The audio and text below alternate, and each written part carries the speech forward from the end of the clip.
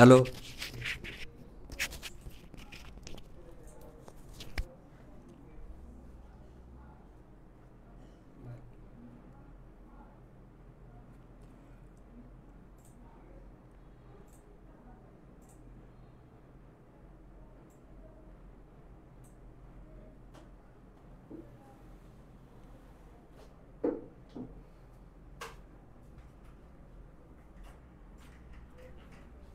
আসসালামু আলাইকুম সুপ্রিয় শিক্ষার্থীরা, আশা করি আপনারা সকলেই সুস্থ আছেন, ভালো আছেন।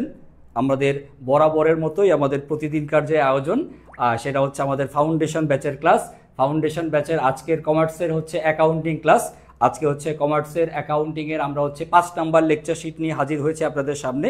আজকে 5 নাম্বার লেকচার শিটে আমরা একটা গুরুত্বপূর্ণ টপিক শিখব, যেটা আমাদের গতদিন হয়তোবা শেখাটা শেষ হয়ে ওঠেনি। সেটার নাম ছিল ব্যাংক মিলকরণ বিবরণী। সো আমরা দ্রুত সবাই ব্যাংক মিলকরণ বিবরণী টপিকটা শেখার জন্য দ্রুত সবাই আমাদের এই লাইভটিতে জয়েন হয়ে যাই। আমাদের এই আজকের ক্লাসে আমরা ব্যাংক মিলকরণ বিবরণী টপিক থেকে বিগত বছরের ভর্তি পরীক্ষায় আসা গুরুত্বপূর্ণ যে প্রশ্নগুলো সেগুলো সমাধান করব। তবে শুরুতেই ব্যাংক মিলকরণ বিবরণী এই টপিকটার হচ্ছে বেসিক যে আলোচনাগুলো সেটা আমরা একটু সেরে নিতে চাই, কারণ হচ্ছে বেসিক আলোচনাটা শেখার পরেই আমরা হচ্ছে এখান থেকে কি এই বিগত বছরের কোশ্চেনগুলো ইজিলি সবাই সমাধান করতে পারবো। ওকে, যারা যারা জয়েন হয়েছেন, কানিজ, ত্রিমা, আসিফ, তারপরে হচ্ছে অন্যান্য আরও যারা যারা জয়েন হয়েছেন, যারা সালাম দিয়েছেন, ওয়ালাইকুম সালাম। সবাই একটু যার যার টাইম লাইনে ক্লাসটি শেয়ার করে রাখবো। সবাই যার যার বন্ধু বান্ধবদেরকে একটু মেনশন করে দিব, কারণ হচ্ছে এই শেয়ার এবং মেনশনের উপরে ডিপেন্ড করতেছে আপনি ল্যাপটপটা জিতবেন কিনা। একটা পরীক্ষা হবে, পরীক্ষার মধ্যে যে ফার্স্ট হবে এবং তার পাশাপাশি আরও কিছু গুণ থাকতে হবে, সেটা কি শেয়ার এবং মেনশন। সো প্রত্যেকেই যার যার টাইম লাইনে একটু এটা ক্লাসটা শেয়ারটা করে দেই, একটু মেনশনটা করে দেই এবং হচ্ছে একটু কমেন্টে লিখে জানাই যে ডান। শেয়ার করবেন আপনার নিজের ফেসবুক প্রোফাইলে, আপনার টাইম লাইনে, এবং মেনশন করবেন আপনার কলেজের বন্ধু বান্ধবদেরকে, যাদেরকে নিয়ে আমরা একসাথে চলতে চাই, যাদেরকে নিয়ে একসাথে আমরা ক্লাস করতে চাই। ওকে, আমাদের সাথে আরও যুক্ত হয়েছেন খাদিজা আক্তার, নূরে, মেহেজাবিন না কি যেন জুথি নাম। ওকে, থ্যাংক ইউ সবাই যারা যারা জয়েন হয়েছেন। রাখি আসছেন, আফিফা, তারপরে হচ্ছে সিয়াম, অর্পা, হেমি, আপনাদের সবাইকে স্বাগতম জানাচ্ছি। ওকে, আসেন সবাই দ্রুত একটু শেয়ার এবং মেনশনটা তাড়াতাড়ি 10 সেকেন্ডের মধ্যে সেরে নেই। আমরা আজকে খুব সহজ ভাষায়, খুব সাবলীল ভাষায় খুবই গুরুত্বপূর্ণ একটা টপিক আপনাদের সামনে উপস্থাপন করার চেষ্টা করব, সেটা হচ্ছে ব্যাংক মিলকরণ বিবরণী। সবাই দ্রুত দ্রুত একটু শেয়ার মেনশন আমরা করে ফেলি। ওকে, আমাদের এই ক্লাসগুলো হচ্ছে আমাদের এই ফাউন্ডেশন ব্যাচের যে ক্লাসগুলো হচ্ছে সেগুলো আমাদের আই এডুকেশনের মেইন পেজে যেমন জমা থাকতেছে, পাশাপাশি আমরা ক্লাসগুলো হচ্ছে ইউটিউবেও দিয়ে রাখতেছি। সো যদি পরবর্তীতে আপনার এই ক্লাসটা আবার দেখার প্রয়োজন হয়, আপনি আমাদের ওয়েবসাইট থেকে পাবেন, ইউটিউবে পাবেন এবং আই এডুকেশনের মেইন পেজে তো আপনি পেয়েই যাবেন। ওকে, আসে শুরু করি আর কথা না বাড়িয়ে। আমাদের যে আলোচনা হবে আজকে সেটা হচ্ছে ব্যাংক মিলকরণ বিবরণী। আজকে হচ্ছে আমাদের 5 নাম্বার লেকচারের আলোচনা। ওকে, আজকের ক্লাসে আমরা যা যা শিখবো সেটা হচ্ছে এই ব্যাংক মিলকরণ বিবরণী, আমাদের যে টপিকটা সেই টপিকটা থেকে ব্যাংক মিলকরণ বিবরণী চ্যাপ্টারের বেসিক আলোচনা করব এবং বিভিন্ন বিশ্ববিদ্যালয়ের ভর্তি পরীক্ষায় আসা ঢাকা, রাজশাহী, জগন্নাথ, জাহাঙ্গীরনগর, তারপরে হচ্ছে চট্টগ্রামে এখন তো আর অ্যাকাউন্টিং আসে না, চট্টগ্রামের কোশ্চেন তো সলভ করার কিছু নাই, কুমিল্লা ইউনিভার্সিটির কোশ্চেন, গুচ্ছের কোশ্চেন, এগুলো সবই আমরা সমাধান করব। আমাদের এই ফাউন্ডেশন ব্যাচের ক্লাসগুলো আমাদের সবগুলো পাবলিক বিশ্ববিদ্যালয়কেই কভার করবে।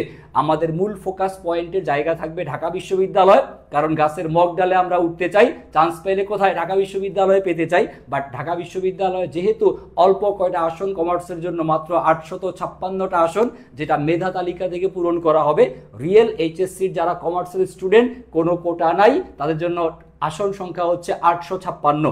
1050টা সিট কমার্স ফ্যাকাল্টিতে, বাট 1050টার মধ্যে সায়েন্সের লোকজন বিভাগ পরিবর্তন করে আসে, আর্টসের লোকজন বিভাগ পরিবর্তন করে আসে, শিক্ষকদের কিছু পোষ্য কোটা থাকে, খেলোয়াড় কোটা থাকে, উপজাতি কোটা থাকে। বাট এই সব কিছু যদি আমি এক সাইডে সরায় রাখি, কমার্সের স্টুডেন্টের জন্য 856টা সিট। আর এই 856টা সিটের মধ্যে আপনি যিনি ক্যামেরার ওই পাশ থেকে মোবাইলে আমার ক্লাস দেখতেছেন, এই আপনার জন্য সিট কয়টা দরকার? একটা মাত্র সিট দরকার। ঢাকা বিশ্ববিদ্যালয়ের একটা সিট আপনার দরকার, 856টা সিট আছে, অসংখ্য, আমার একটা হইলেই হবে। সো এই একটার জন্য জান প্রাণ দিয়ে আমরা খাটবো। আসেন শুরু করি আমাদের আলোচনাতে। আলোচনাতে শুরুতেই আমরা দেখব ব্যাংক মিলকরণ বিবরণী বিষয়টা আসলে কি। ব্যাংক মিলকরণ বিবরণী এটার মধ্যে বেসিক যে আলোচনাটা খেয়াল করে দেখেন, আমরা আমাদের যখন টাকা পয়সা বেশি হয়, সব টাকা পয়সা যখন বেশি হয় তখন টাকা পয়সা কি পকেটে নিয়ে ঘুরি না, পকেটে নিয়ে ঘুরলে চোর চুরি করে নিয়ে যেতে পারে, আমাকে ডাকাত ধরতে পারে। তো আমাদের এই টাকা পয়সাগুলো নিরাপত্তার জন্য আমরা আমাদের টাকা পয়সাগুলো কোথায় জমা রাখি? আমরা টাকা পয়সাগুলো জমা রাখি হচ্ছে স্যার ব্যাংকে। তাহলে আমাদের যত টাকা পয়সা আমরা কোথায় জমা রাখবো? ব্যাংকে জমা রাখবো। আর আমাদের প্রতিষ্ঠানের কোম্পানির হিসাব নিকাশ কোথায় থাকে? হিসাব নিকাশ থাকে হচ্ছে নগদান বইতে। আমরা জানি যে নগদান বই 1 ঘরা 2 ঘরা 3 ঘরা খুচরা হয়ে থাকে। এর মধ্যে 2 ঘর নগদান বইতে ব্যাংকের কলাম আছে, 3 ঘর নগদান বইতে ব্যাংকের কলাম আছে। তাহলে নগদান বইয়ের যেটা ব্যাংক কলাম, নগদান বইয়ের ব্যাংক কলামে আপনার হচ্ছে কত টাকা আপনার ব্যাংকে জমা আছে না আছে বা উত্তোলন করতেছেন এই হিসাবগুলো। তাহলে কোম্পানি তার হিসাব রাখবে কোথায়? নগদান বইতে। কোম্পানি অর্থাৎ জমাদানকারী প্রতিষ্ঠান যিনি ব্যাংকে টাকা পয়সা জমা রাখতেছেন, তাহলে কোম্পানি বা আমানতকারী বা জমাদানকারী প্রতিষ্ঠান সে হিসাব রাখে কোথায়? তার নগদান বইতে। নগদান বইয়ের কোন কলামে? ব্যাংকের কলামে। ওকে, যদি আপনি ব্যাংকে টাকা জমা দেন, ব্যাংকে যখন আপনি টাকা পয়সা জমা করেন সেটা আপনি নগদান বইয়ের কোথায় লেখেন? ডেবিট পাশ। এবং ব্যাংক থেকে টাকা যখন আপনি উত্তোলন করেন তখন আপনি সেইটা ব্যাংক কলামের কোন পাশে লেখেন? ক্রেডিট পাশে। তাহলে নগদান বইয়ের ডেবিট পাশ মানে হচ্ছে প্রাপ্তির পাশ, জমার পাশ, বৃদ্ধির পাশ, যোগের পাশ। নগদান বইয়ের ক্রেডিট কলাম, নগদান বইয়ের ক্রেডিট কলাম কিসের পাশ? কমে যাওয়ার পাশ, হ্রাসের পাশ। আশা করি এই বিষয়গুলো আমাদের কাছে ক্লিয়ার। তো নগদান বইতে আমরা হচ্ছে আমাদের ব্যাংকের হিসাব নিকাশগুলো রাখি। আর ব্যাংকের কিন্তু আলাদা হিসাব। ব্যাংক জমা আমাদের যে ব্যাংকে আমরা টাকা জমা রাখতেছি, ব্যাংক যেখানে হিসাব রাখে সেটাকে আমরা সহজ বাংলায় নাম বলতে পারি হচ্ছে পাস বই। পাস বই। তবে বর্তমানে এই পাস বইয়ের এখন আর ব্যবহার হয় না, কারণ এখন ইলেকট্রনিক ও আধুনিক ব্যাংক চলে আসছে। এই আধুনিক ব্যাংকিংয়ে ওই আগে যেরকমের ছোট ছোট পাস বই দেওয়া হতো, পাস বইতে ব্যাংক কর্মকর্তারা হাতে লিখে জমাটা দিতেন, এখন আর ওই পাস বইয়ের ব্যবহার নাই। পাস বইয়ের পরিবর্তে ব্যাংকের কাছ থেকে যেটা আমরা পাবো সেটা হচ্ছে ব্যাংক বিবরণী। ব্যাংক তার প্রত্যেকটা গ্রাহকের জন্য বিবরণী ইস্যু করে। ইভেন যেগুলো আধুনিক ব্যাংক যেমন BRAC bank, mutual trust bank, তারপর হচ্ছে bank Asia, Dhaka bank, Madhumati bank, বর্তমান ডাচ বাংলা ব্যাংক, আপনি হচ্ছে জায়গাগুলোতে অ্যাপ ব্যবহার করা যায়। তো অ্যাপের সিস্টেম যদি থাকে আপনি যখন খুশি তখন আপনি ব্যাংকের বিবরণীটা পেয়ে যেতে পারেন। তাহলে আমরা যেটা মনে রাখবো যে ব্যাংকের বই বলতে আমরা কোন বইকে বুঝবো স্যার?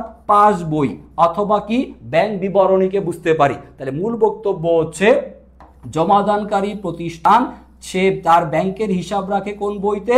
নগদান বইতে। আর ব্যাংক হিসাব রাখে ব্যাংকের কোন বইতে? পাস বইতে। আমরা যখন ব্যাংকে টাকা জমা দেই তখন আমরা আমাদের নগদান বইতে টাকাটাকে কি করি? যোগ করি। ব্যাংকও তার বইতে টাকাটা কি করে? যোগ করে। তাহলে আমরা যদি ব্যাংকে টাকা জমা দেই নগদান বইতেও বাড়বে, ব্যাংক হিসাবেও টাকা বাড়বে। আমরা যদি ব্যাংক থেকে টাকা উত্তোলন করি তাহলে ব্যাংক আমাদের অ্যাকাউন্ট থেকে টাকা কি করবে? মাইনাস করবে। আমরাও আমাদের নগদান বই থেকে টাকাটাকে কি করব? মাইনাস করব বা বিয়োগ করব। তার মানে আমি যদি ব্যাংকে টাকা জমা দেই আমার দুই জায়গাতেই নগদান বই এবং পাস বই দুই জায়গাতেই ব্যালেন্স বাড়বে। আমি যদি ব্যাংক থেকে টাকা উত্তোলন করি তাহলে আমার পাস বই থেকেও কমবে, ব্যাংকের বই থেকেও কমবে। সো সহজ কথা হচ্ছে নগদান বই এবং পাস বই দুইটা বইয়ের ব্যালেন্স সবসময় কি থাকা উচিত স্যার? সমান থাকা উচিত।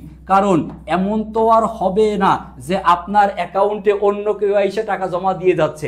আপনার অ্যাকাউন্টে টাকা আপনিই জমা দিচ্ছেন, আপনার অ্যাকাউন্টে টাকা তো অন্য কেউ উত্তোলন করতে পারবে না, আপনার টাকা তো আপনিই উঠাবেন। তাহলে জমা দিলে দুই জায়গাতেই বাড়বে, উত্তোলন করলে দুই জায়গা থেকেই কমবে। সো নগদান বইয়ের ব্যালেন্স এবং পাস বইয়ের ব্যালেন্স সবসময় কি থাকা উচিত? সমান থাকা উচিত। কিন্তু কিছু কিছু কারণে এই নগদান বইয়ের জের এবং পাস বইয়ের জেরের মধ্যে অমিল দেখা যায়, গরমিল দেখা যায়।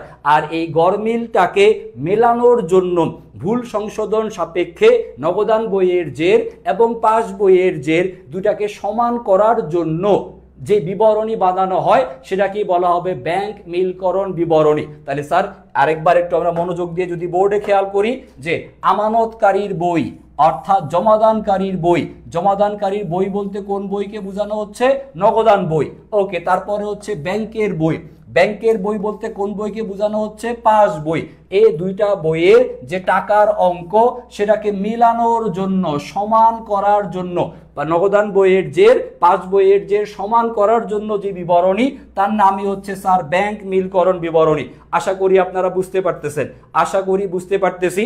ওকে, তারপর খেয়াল করেন ব্যাংক মিলকরণ বিবরণী প্রস্তুতের প্রক্রিয়া, কিভাবে আমরা এটা ব্যাংক মিলকরণ বিবরণী বানাবো। স্যার ব্যাংক মিলকরণ বিবরণীর মধ্যে একটু মনোযোগ দেই প্লিজ।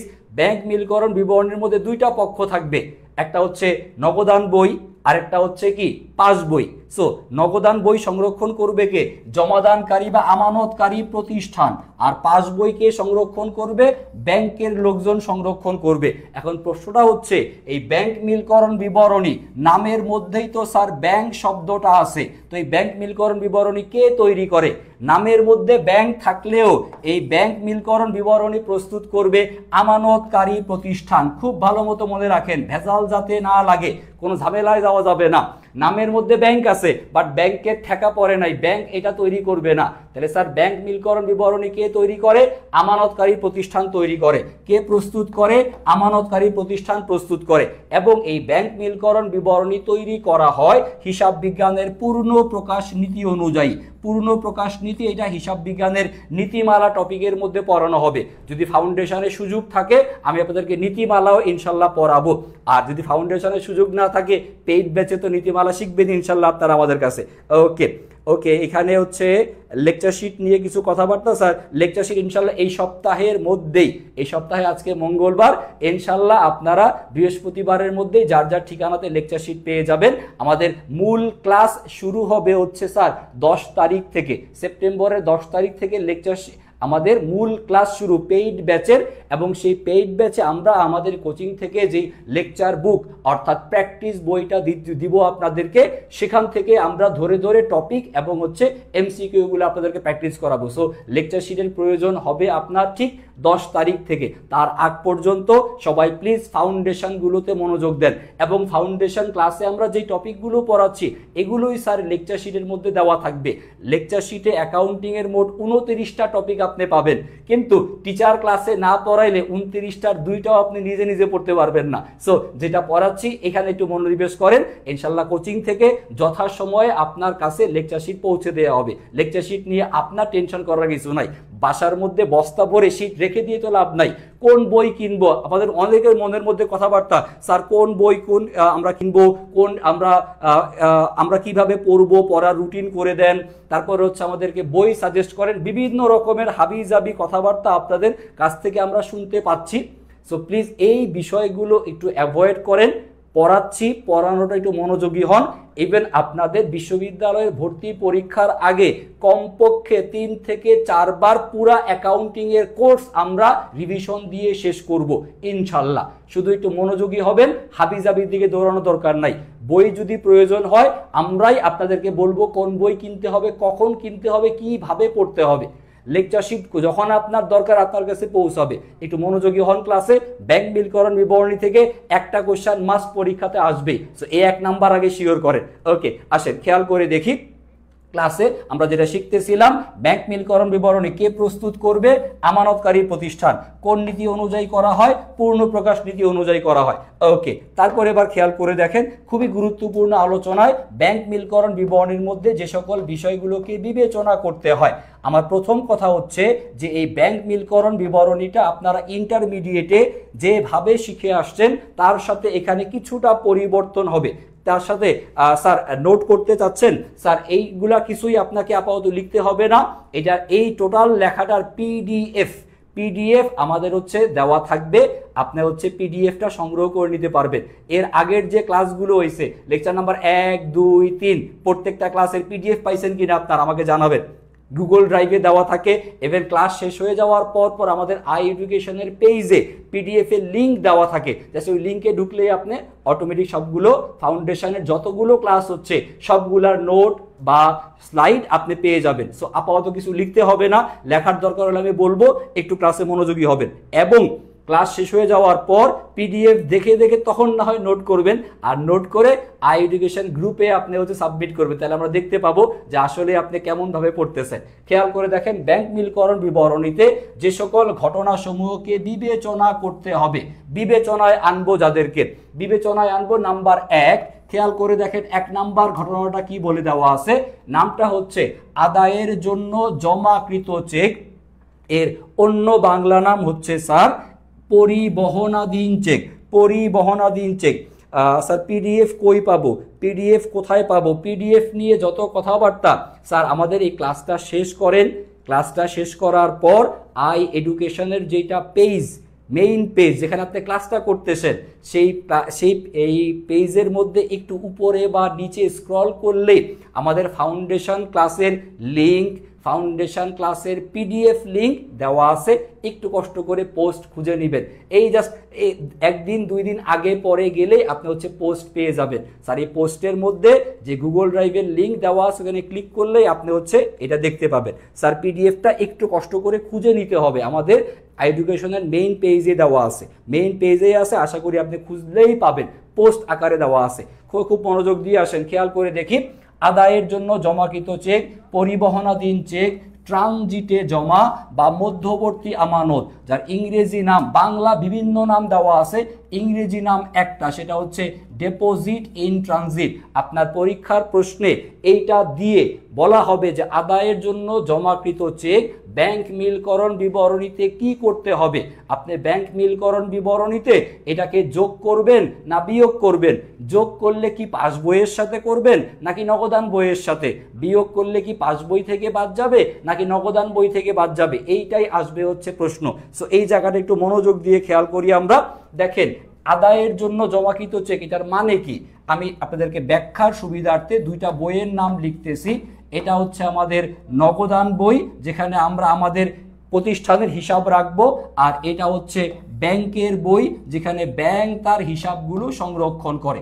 ওকে, আদায়ের জন্য জমাকৃত চেক মানে হচ্ছে সে ফর এক্সাম্পল আপনি আপনার কোনো একজন দেনাদার, দেনাদারের অন্য বাংলা নাম, আধুনিক নাম হচ্ছে প্রাপ্য হিসাব, আপনার কোনো দেনাদার বা প্রাপ্য হিসাবের কাছ থেকে আপনি হচ্ছে টাকা আদায় করতেছেন, ক্যাশ কালেকশন করতেছেন, সেই দেনাদার আপনাকে কি প্রদান করলো, একটা চেক প্রদান করলো। তাহলে দেনাদার চেক প্রদান করছে, আপনি সেই চেকটা পাইছেন, প্রাপ্তি। আপনি দেনাদারের কাছ থেকে টাকা আদায় করছেন কিভাবে, চেক প্রাপ্তির মাধ্যমে। তাহলে আপনি আপনার দেনাদারের কাছ থেকে চেক পাইছেন, এবার চেক পাওয়ার পর আপনি এই চেকটা কি করবেন, এই চেকের টাকাটা আপনি ব্যাংকে জমা দিবেন আদায় করার জন্য। তো যখনই আপনি ব্যাংকে জমা দেন তখন আপনি নগদান বইয়ের যেটা ব্যাংক কলাম, ব্যাংক কলামের আপনি ডেবিট পাশে লেখেন, নগদান বইয়ের ব্যাংক কলামের ডেবিট পাশে লেখেন, কারণ চেক যেহেতু পাইছি টাকা আমার বাড়বে, নগদান বইয়ের ব্যাংক কলামে আপনি যোগ করলেন অলরেডি, এবং সেই চেকটা আদায় করার জন্য দিলেন কার কাছে, ব্যাংকের কাছে। আপনার যেই ব্যাংকে অ্যাকাউন্ট সেই ব্যাংকের কাছে দিলেন যে ভাই এই চেকটা আদায় করেন। এখন আপনার ব্যাংকের কাজ হচ্ছে এই চেকের টাকাটা আদায় করা, অর্থাৎ চেকের টাকাটাকে নগদায়ন করা, এটাকে নগদে রূপান্তর করা। এই ব্যাংক এই চেকটা আদায় করবে কার কাছ থেকে, ব্যাংক টাকাটা নিবে হচ্ছে কার কাছ থেকে, আপনার দেনাদারের যেই ব্যাংকে অ্যাকাউন্ট আছে, আপনার দেনাদারের কাছ থেকে আপনি চেক পাইছেন, দেনাদারের যেই ব্যাংকে অ্যাকাউন্ট সেই ব্যাংকের অ্যাকাউন্ট থেকে টাকাটা আসবে কোথায়, আপনার প্রতিষ্ঠানের ব্যাংক অ্যাকাউন্টে। তাহলে দেনাদারের ব্যাংকের সাথে আপনার লেনদেন হচ্ছে আপনার নিজের প্রতিষ্ঠানের ব্যাংকের। তাহলে এখন চেকের টাকাটা আদায় কে করতেছে, আপনার ব্যাংক, আপনার প্রতিষ্ঠানের ব্যাংক। কার কাছ থেকে, দেনাদারের ব্যাংকের কাছ থেকে। সে ফর এক্সাম্পল ধরে নিলাম আপনার অ্যাকাউন্ট হচ্ছে স্যার ব্র্যাক ব্যাংকের, ওকে লিখলাম আপনার হচ্ছে ব্র্যাক ব্যাংক, আর দেনাদারের অ্যাকাউন্টটা হচ্ছে ডাচ বাংলা ব্যাংকে। ধরে নিলাম দুইটা ব্যাংক, যদি সেম ব্যাংক হয় তাহলে সাধারণত দিনে দিনেই টাকা আদায় হয়ে যায়, আর যদি ভিন্ন ভিন্ন ব্যাংক হয় তাহলে 24 ঘন্টা থেকে 72 ঘন্টা সময় লাগতে পারে। তাহলে এই যে দুইটা ব্যাংকের মধ্যে, ব্র্যাক ব্যাংকের সাথে ডাচ বাংলা ব্যাংকের মধ্যে, দুইটা ব্যাংকের মধ্যে যে আন্তঃ ব্যাংকিং লেনদেন সম্পন্ন হয়, আন্তঃ ব্যাংকিং লেনদেন, ইন্টার ব্যাংক ট্রানজ্যাকশন, দুইটা ব্যাংকের মধ্যে যে লেনদেনটা হচ্ছে, ওই ব্যাংক থেকে এই ব্যাংকে টাকা এসে জমা হচ্ছে, এইখানে যে সময়টা লাগে, যে টাইমটা লাগে, এই টাইমটাকেই বলা হয় স্যার ট্রানজিট। এই টাইমটাকে বলা হয় হচ্ছে কি ট্রানজিট বলা হয়। এই দেখেন ডিপোজিট জমা দেয়া হয়েছে, ইন ট্রানজিট, ডিপোজিট জমা হয়েছে, কিন্তু সেটা কিসে আছে? ট্রানজিটে আছে, আদায়ের অপেক্ষায় আছে, আদায়ের রাস্তায় আছে, এখনো আদায় হয়নি। তাহলে যতক্ষণ না পর্যন্ত আদায় না হবে ততক্ষণ পর্যন্ত ব্যাংক কিন্তু আপনার অ্যাকাউন্টে টাকা বাড়াবে না। যখন ট্রানজিট শেষ হবে তখন আপনার অ্যাকাউন্টে টাকা জমা হবে, কিন্তু আপনি তো টাকা ব্যাংকে জমা দেওয়ার সাথে সাথেই যোগ করছেন, ব্যাংক তো আর সাথে সাথে যোগ করে নাই, ব্যাংক তো ট্রানজিটের মধ্যে পড়ে আছে। তাহলে দুটা বইয়ের মধ্যে তো ঝামেলা হবেই। নগদান বইতে যোগ করা আছে, ব্যাংকের বইতে তো এখনো জমা করা বা যোগ করা হয় নাই, সো গরমিল তো হয়েছেই। এই গরমিলকে মেলাবেন কিভাবে? গরমিল মেলানোর জন্য সমাধান হচ্ছে এই, যেহেতু আপনি চেক পাইছেন, যেহেতু আপনি চেক পাইছেন, অবশ্যই অবশ্যই আপনার টাকা কি হবে? বৃদ্ধি পাবে। চেক যেহেতু পেয়েছি দেনাদারের কাছ থেকে, আমাদের টাকা অবশ্যই কি হবে? বাড়বে, কমার কোনো সুযোগ নাই। তো টাকা বাড়ানো আছে কোন বইতে? নগদান বইতে। আমরা নিজের হাতে বাড়াইছি, টাকাটা বাড়াইতে হবে কোন বইতে? টাকাটা বাড়াইতে হবে ব্যাংকের পাস বইতে। আর ব্যাংকের পাস বইয়ের ক্রেডিট পাস হচ্ছে স্যার বৃদ্ধির পাস, ব্যাংকের পাস বইয়ের ডেবিট পাস হচ্ছে হ্রাসের পাস। একটু পার্থক্য আছে, খেয়াল করবেন স্যার। নগদান বইয়ের ডেবিট, নগদান বইয়ের ডেবিট হচ্ছে বৃদ্ধি, নগদান বইয়ের ক্রেডিট হইতেছে হ্রাস। নগদান বইতে যেভাবে ডেবিট ক্রেডিট করা হয়, ব্যাংকের বইতে কিন্তু ঠিক উল্টা। ব্যাংকের বইতে উল্টা, কারণ আপনি গ্রাহক ব্যাংকে টাকা জমা দিচ্ছেন, এটা কিন্তু ব্যাংকের জন্য আমানত, অর্থাৎ ব্যাংকের জন্য দায়। সো আপনার এইটা বৃদ্ধি কোন পাশে গিয়ে লিখতে হবে? ক্রেডিট পাশে গিয়ে লিখতে হবে। তাহলে খেয়াল করেন, আমরা এই জমাদানের জন্য যে চেক, এটা অলরেডি নগদান বইতে জমা বা যোগ করা আছে। তাহলে সমাধান করার জন্য, মেলানোর জন্য টাকাটাকে কোন বইতে যোগ করতে হবে? ব্যাংকের পাস বইতে যোগ করতে হবে। তাহলে নগদেও যোগ করা আছে, ব্যাংকের বইতেও যদি আমরা যোগ করে দেই, তাহলে দুটা বইয়ের ব্যালেন্স কি হবে? সমান হবে। তাহলে সহজ কথা, আমি সব বুঝে দিয়ে আপনাদেরকে আরেকবার বোঝানোর জন্য যদি লিখে দেখাই, আদায়ের জন্য জমাকৃত চেক, এই টাকাটা কোথায় জমা করা থাকে? নগদান বইতে জমা করা আছে। তাহলে নগদান বই আর ব্যাংকের পাস বই, দুটা বইয়ের জেরকে সমান করার জন্য টাকাটা নগদান বইতে জমা আছে, টাকাটা আর কোথায় যোগ করতে হবে? ব্যাংকের পাস বইতে যোগ করতে হবে। এটা যদি ব্যাংকের পাস বইতে যোগ করে দেন, তাহলে দুটা বইয়ের ব্যালেন্স কি হবে? সমান হবে। তাহলে দেখেন, এই যে আদায়ের জন্য জমাকৃত চেক, ডিপোজিট ইন ট্রানজিট, পরিবহনাধীন চেক, ট্রানজিটে জমা, মধ্যবর্তী আমানত, এইটার সমাধান দেখেন লেখা আছে যে ব্যাংক বিবরণী অনুযায়ী প্রাপ্ত জের, ব্যাংকের বিবরণীর জের, ব্যাংক বিবরণীর জের অথবা ব্যাংকের পাস বইয়ের উদ্বৃত্ত, এর সাথে এটাকে কি করতে হবে স্যার? যোগ করতে হবে, যোগ করতে হবে। নগদান বইতে যোগ করা আছে, যোগ করতে হবে কোথায়? ব্যাংকের পাস বইতে। তাহলে স্যার আমার সাথে সাথে মুখস্থ করে নেন, আদায়ের জন্য জমাকৃত চেক কোথায় যোগ করা আছে? নগদান বইতে। যোগ করতে হবে কোথায়? পরীক্ষার কোশ্চেনের অ্যান্সারটা কি হবে? যোগ করতে হবে কোথায়? ব্যাংকের পাস বইতে। তাহলে ডিপোজিট ইন ট্রানজিট এর সমাধান হচ্ছে, এটা কার সাথে যোগ হবে? ব্যাংকের পাস বইয়ের সাথে হবে হচ্ছে যোগ, ব্যাংকের পাস বইয়ের সাথে হবে হচ্ছে যোগ, ব্যাংকের পাস বইয়ের সাথে হবে হচ্ছে যোগ, ব্যাংকের পাস বইয়ের সাথে হবে হচ্ছে যোগ। স্যার ক্লিয়ার কিনা?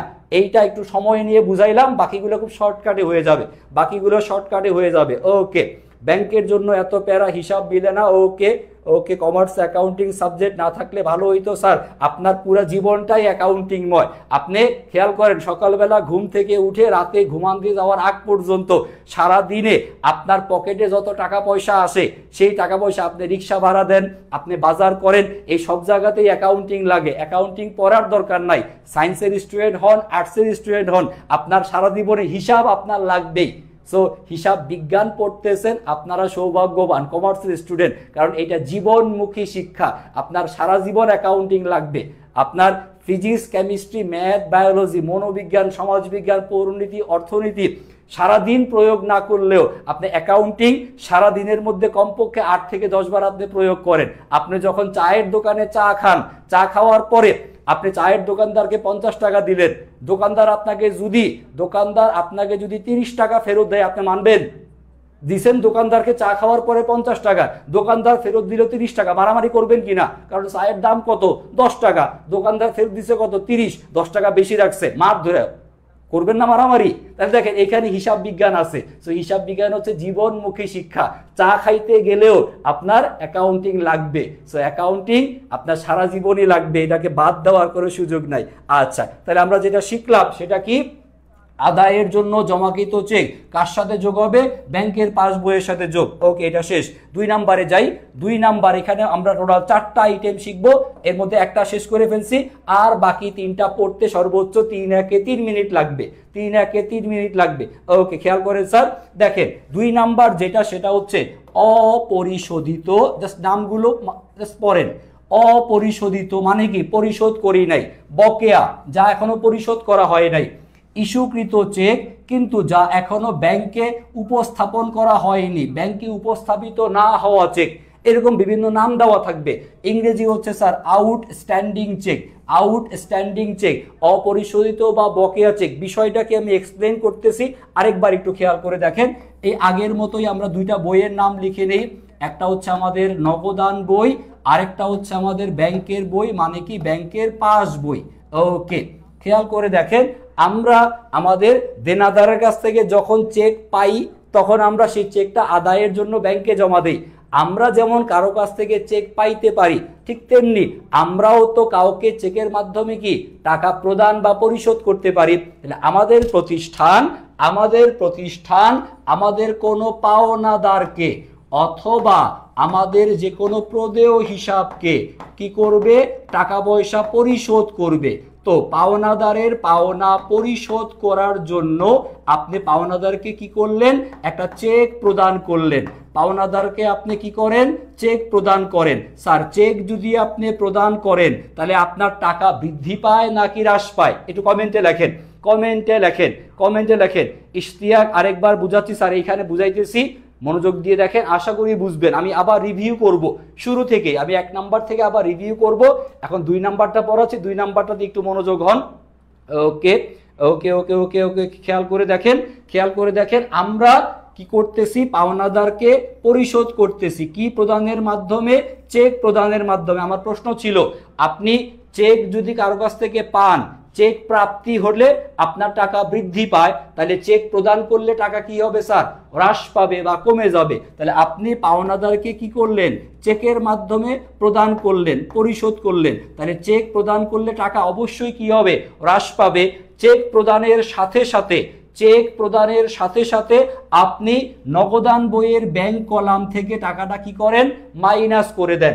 নগদান বইয়ের কোন পাশে লিখেন? ক্রেডিট পাশে লেখেন। যার ফলে আপনার নগদান বইয়ের ব্যাংকের পাশ কি হয়? হ্রাস পায় বা কমে যায়। যেহেতু আপনি চেক দিছেন, চেক প্রদান করছেন, টাকা কি হবে? হ্রাস পাবে। সো আপনি নগদান বই থেকে টাকাটা কমাইছেন। সে ফর এক্সাম্পল, আপনি চেকটা দিছেন হচ্ছে জুন মাসের 22 তারিখে। তাহলে জুন মাসের 22 তারিখে চেক দেওয়ার সাথে সাথেই আপনি নগদান বইতে টাকা কি করছেন? বিয়োগ করছেন। এইবার যেই লোকরে চেক দিলেন, এই হলো দুনিয়ার আইলসা, একদম ঘুম কাতরে মানুষ, 3 দিন বেটা ঘুমাই আছে, চেক পায়ে সেই চেকের টাকাটা যে কষ্ট করে ব্যাংকে নিয়ে দিতে হবে, জমা দিতে হবে, সময় করে উঠতে পারে নাই। আপনার আমার মতো অলস মানুষ, কারণ এখন তো পরীক্ষা শেষ, আপনারা তো অবসর টাইম পার করতেছেন। তো এই অবসর টাইমে 3 দিন ঘুমায় নিলেন। আপনি এই চেকটা পরিশোধ করার জন্য কোথায় নিয়ে জমা দিতে হবে? ব্যাংকে। আপনি যদি চেকটা ব্যাংকের কাছে না দেন, আপনি বাসায় বসে থাকলে কি ব্যাংক আপনার টাকা বাসায় এসে দিয়ে যাবে? চেক নিয়ে যাইতে হবে কোথায়? ব্যাংকের কাছে। তো যতক্ষণ না পর্যন্ত আপনি ব্যাংকে যাবেন, ততক্ষণ পর্যন্ত ব্যাংকের অ্যাকাউন্ট থেকে টাকা কি মাইনাস হবে? না, মাইনাস হচ্ছে না, কারণ ব্যাংকে চেকটা এখনো কি করা হয় নাই? উপস্থাপন করা হয় নাই। এই দেখেন, ব্যাংকে উপস্থাপিত না হওয়া চেক, ইস্যুকৃত চেক। চেক আপনি ইস্যু করছেন, প্রদান করছেন। চেক ইস্যু করার সাথে সাথেই চেক ইস্যু করার সাথে সাথেই কোথায় মাইনাস হচ্ছে? নগদান বইতে মাইনাস। কিন্তু ইস্যুকৃত চেক ব্যাংকে উপস্থাপন না করলে ব্যাংক তো আর টাকা মাইনাস করতেছে না। সো চেকটা কি অবস্থায় আছে? অপরিশোধিত বা বকেয়া অবস্থায় আছে। আর এই অপরিশোধিত বা বকেয়া চেকটা যখন ব্যাংকে উপস্থাপন হবে তখন ব্যাংক কি করবে? টাকাটা মাইনাস করবে। তাহলে এখন আমরা ব্যাংক সমন্বয় কি করব?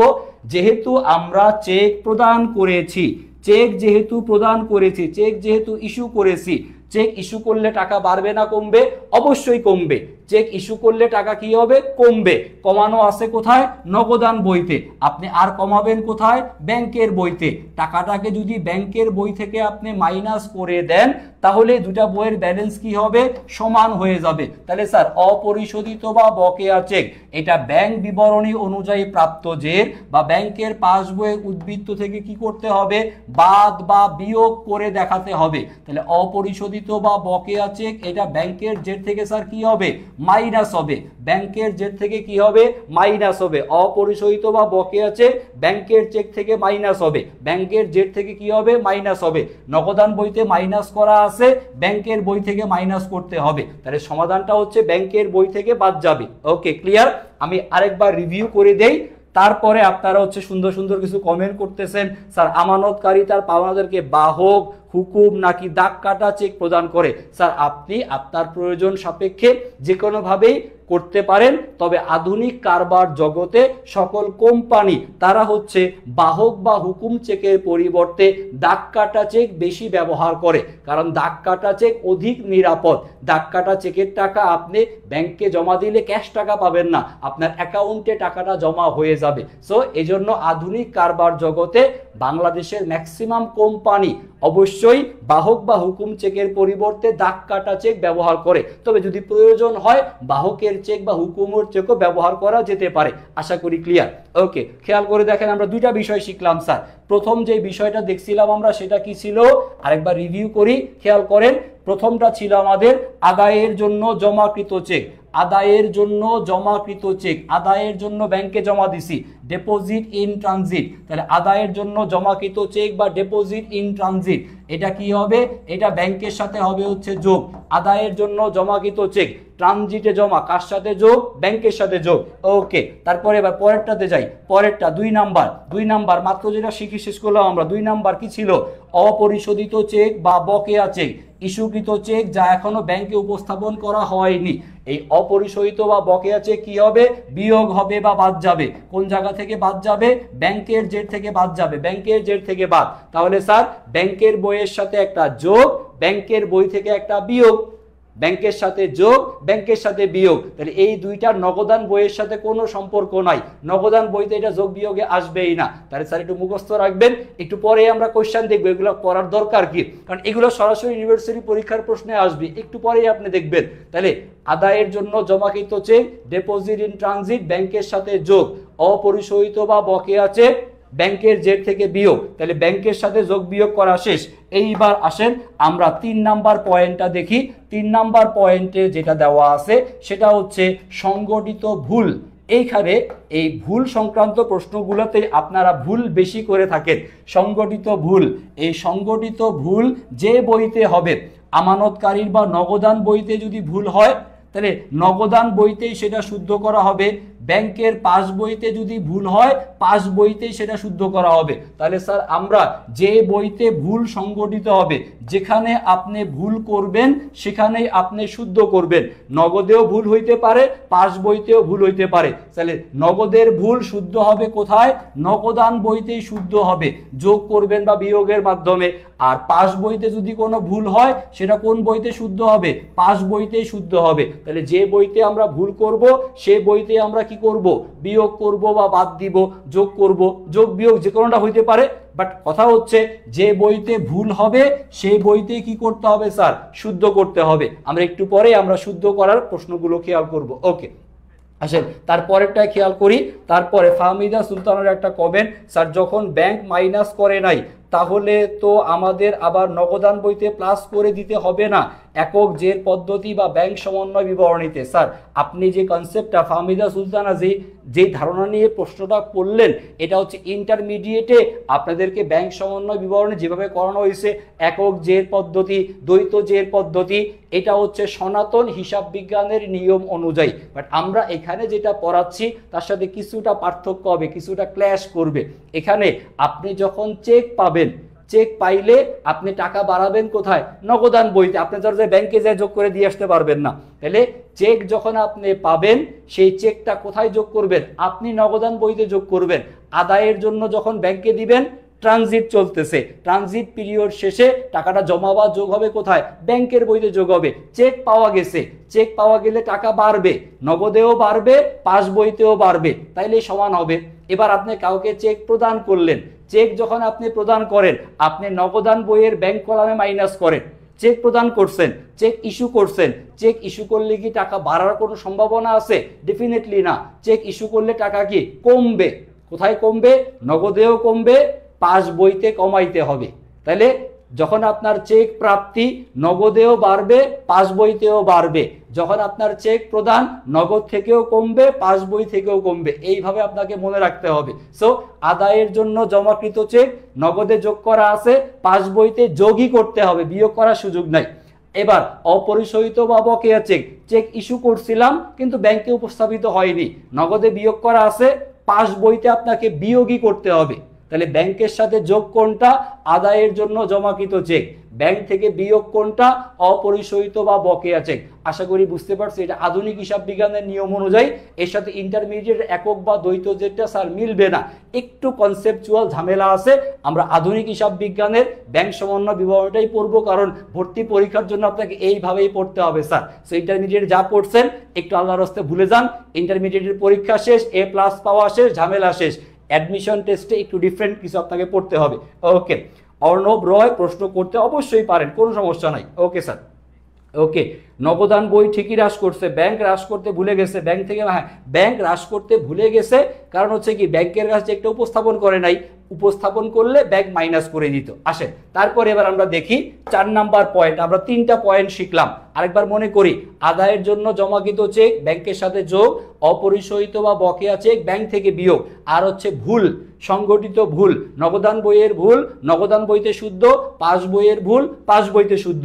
এবার আসেন 4 নাম্বার পয়েন্টে আমরা দেখব, সেটা হচ্ছে ব্যাংক মেমোরান্ডাম। ব্যাংক মেমোরান্ডাম, সংক্ষেপে এটাকে ব্যাংক মেমো বলা হয়, ব্যাংক মেমো বলা হয়। মেমোরান্ডাম বা মেমো, এই ব্যাংক মেমোরান্ডাম ব্যাংক হচ্ছে ব্যাংক ইস্যু করে, ব্যাংক ইস্যু করে এইটা কার বরাবরে? ব্যাংকের জানি গ্রাহক বা আমানতকারী। এই গ্রাহক বা আমানতকারীকে জানানোর জন্য আপনার গ্রাহক বা আমানতকারীর হিসাব অর্থাৎ অ্যাকাউন্টের কি পরিস্থিতি, এই পরিস্থিতিগুলো জানানোর জন্য ব্যাংক কি ইস্যু করে? মেমোরান্ডাম ইস্যু করে। আর এই মেমোরান্ডাম 2 প্রকারের হতে পারে।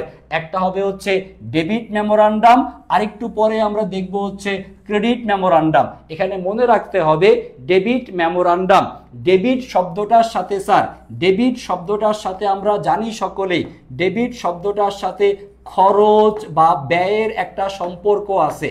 ডেবিট শব্দটার সাথে খরচ বা ব্যয়ের একটা সম্পর্ক আছে। আমাকে বলেন দেখি, খরচ বা ব্যয়ের সাথে ডেবিটের কি সম্পর্ক? খরচ বা ব্যয়ের সাথে, খরচ বা ব্যয়ের সাথে ডেবিটের কি সম্পর্ক? ব্যয় বা খরচের স্বাভাবিক জের কি স্যার? ডেবিট। ব্যয় বা খরচের স্বাভাবিক জের কি? ডেবিট। তার মানে যেটা বলতেছিলাম, ব্যয় বা খরচের স্বাভাবিক জের হচ্ছে ডেবিট। অর্থাৎ এখানে যে ডেবিট মেমোরান্ডামগুলো ইস্যু করা হচ্ছে, ডেবিট মেমোরান্ডামগুলো সবই হচ্ছে কি খরচ বা ব্যয়ের জন্য ইস্যু করা হচ্ছে। তাহলে এই খরচগুলো কার? ডেবিট মেমোরান্ডাম ইস্যু করা হচ্ছে কি জন্য? ডেবিট মেমোরান্ডাম ইস্যু করা হচ্ছে ব্যয় বা খরচের জন্য। কিভাবে মনে রাখবেন? ডেবিট, ডেবিটের সাথে সম্পর্ক কার? খরচের। ডেবিটের সাথে সম্পর্ক খরচের। তাহলে ডেবিট মেমো ইস্যু করা হয় কি জন্য? খরচের জন্য। তবে এগুলা কার খরচ? একটাও ব্যাংকের খরচ না। কার খরচ? গ্রাহক বা আমানতকারীর খরচ। খরচটা কার? খরচটা হচ্ছে গ্রাহক বা আমানতকারীর, কিন্তু পরিশোধ করে কে? খরচ হলো গ্রাহক বা আমানতকারীর, কিন্তু পরিশোধ করে কে? ব্যাংক এই টাকাগুলো পরিশোধ করে। ব্যাংক যখন পরিশোধ করে তখন ব্যাংক গ্রাহককে জানায় যে ভাই আপনার হয়ে আমি এটা পরিশোধ করছি, এটা পরিশোধ করছি। আর এই খরচগুলো জানানোর মাধ্যমটাই হচ্ছে কোন মেমোরান্ডাম? Debit memorandum. আসেন আমরা এই ডেবিট মেমোরান্ডামটা বুঝি। ডেবিট মেমোগুলো ইস্যু করার কারণ কি? ব্যাংক কর্তৃক ধার্যকৃত সার্ভিস চার্জ, ব্যাংক আপনাকে বিভিন্ন সেবা দেয়, এই সেবার বিনিময়ে ব্যাংক আপনার উপর কি ধার্য করবে? Service charge. তো এই সার্ভিস চার্জের টাকা ব্যাংক কি নগদে নিবে? ব্যাংক আপনার অ্যাকাউন্ট থেকে মাইনাস করবে। তারপরে চেক প্রিন্টিং খরচ, ট্রাভেলার্স চেক ইস্যুকরণ, ব্যাংক তহবিলের স্থানান্তর, ব্যাংক জমাতিরিক্তের সুদ, ব্যাংক কর্তৃক সরাসরি কোনো খরচ পরিশোধ, ব্যাংক কর্তৃক সরাসরি কোনো দায় পরিশোধ, এই সবগুলাই হচ্ছে স্যার ডেবিট মেমোরান্ডাম ইস্যু করার কারণ। এই সবগুলাই হচ্ছে আপনার খরচ। তবে এই খরচের টাকাগুলো কে পরিশোধ করে? এই খরচের টাকাগুলো আপনার হয়ে আপনার ব্যাংক পরিশোধ করে। তাহলে এই টাকাগুলো সব মাইনাস করা থাকে কোথায়? ব্যাংকে। আর গ্রাহককে বা আমানতকারীকে যখন জানাবে, গ্রাহক বা আমানতকারী এই সকল ডেবিট মেমোরান্ডাম, সকল ডেবিট মেমো সংক্রান্ত দফা সমূহকে কি করবে? নগদান বইয়ের জের থেকে সে বিয়োগ করবে বা বাদ দিবে। কারণ এই সবগুলো টাকা বিয়োগ করা আছে কোথায়? ব্যাংকে। সার্ভিস চার্জ ব্যাংক মাইনাস করছে, চেক ইস্যুর খরচ ব্যাংক মাইনাস করছে, সব অলরেডি ব্যাংকে মাইনাস করা আছে। কোথায় মাইনাস করতে হবে? নগদান বইয়ের জের থেকে। তাইলে ডেবিট মেমোরান্ডামের যতগুলো দফা কোন জায়গা থেকে বাদ যাবে? নগদান বইয়ের জের থেকে বাদ যাবে। একমাত্র ব্যতিক্রমটা হচ্ছে অপর্যাপ্ত তহবিল চেক, ইংরেজি নাম হচ্ছে sir NSF cheque, not sufficient fund cheque, প্রত্যাখ্যাত চেক যার অন্য নাম। প্রত্যাখ্যাত চেক এইটাও একটা ডেবিট মেমোরান্ডাম। এই ডেবিট মেমোরান্ডামগুলোকে কোন জায়গা থেকে বাদ দিতে হবে? নগদান বই থেকে বাদ দিতে হবে। তাহলে এই ডেবিট মেমো ইস্যু করার কারণগুলো ভালো মতো পড়ে রাখবেন। এই সবগুলোর জন্য সমাধান একটাই, সেটা কি? নগদান বইয়ের জের থেকে বাদ যাবে। তাহলে ডেবিট মেমোর দফাগুলো নগদান বই থেকে বাদ যাবে। আরেকটা বিষয় আমরা দেখে প্রশ্ন প্র্যাকটিসে চলে যাব। দেখেন 5 নাম্বার যেটা, সেটা হচ্ছে আমাদের মেমোরান্ডাম। নাম্বার 5 না, এটা হচ্ছে 2, রোমান সংখ্যায় 2। সেটা কি? Credit memorandum. একটা ছিল ডেবিট মেমোরান্ডাম, আরেকটা হচ্ছে ক্রেডিট মেমো। এই দেখেন ক্রেডিট মেমো বলা হতে পারে। তাহলে স্যার ক্রেডিট শব্দটার সাথে, ক্রেডিট শব্দটার সাথে সম্পর্ক কার? ক্রেডিট শব্দটার সাথে সম্পর্ক হচ্ছে আয় বা রাজস্বের। তাইলে আয় বা রাজস্ব, এই আয়টা কার? আয়টা হচ্ছে গ্রাহকের আয়। আয় হইতেছে গ্রাহকের আয়। তবে গ্রাহকের আয়ের টাকা, গ্রাহকের আয়ের টাকা কে আদায় করে? আদায় করে হচ্ছে ব্যাংক। আদায় করে হচ্ছে ব্যাংক। তার মানে টাকাগুলো সব জমা বা যোগ হয় কোথায়? ব্যাংকে জমা বা যোগ হয় সরাসরি।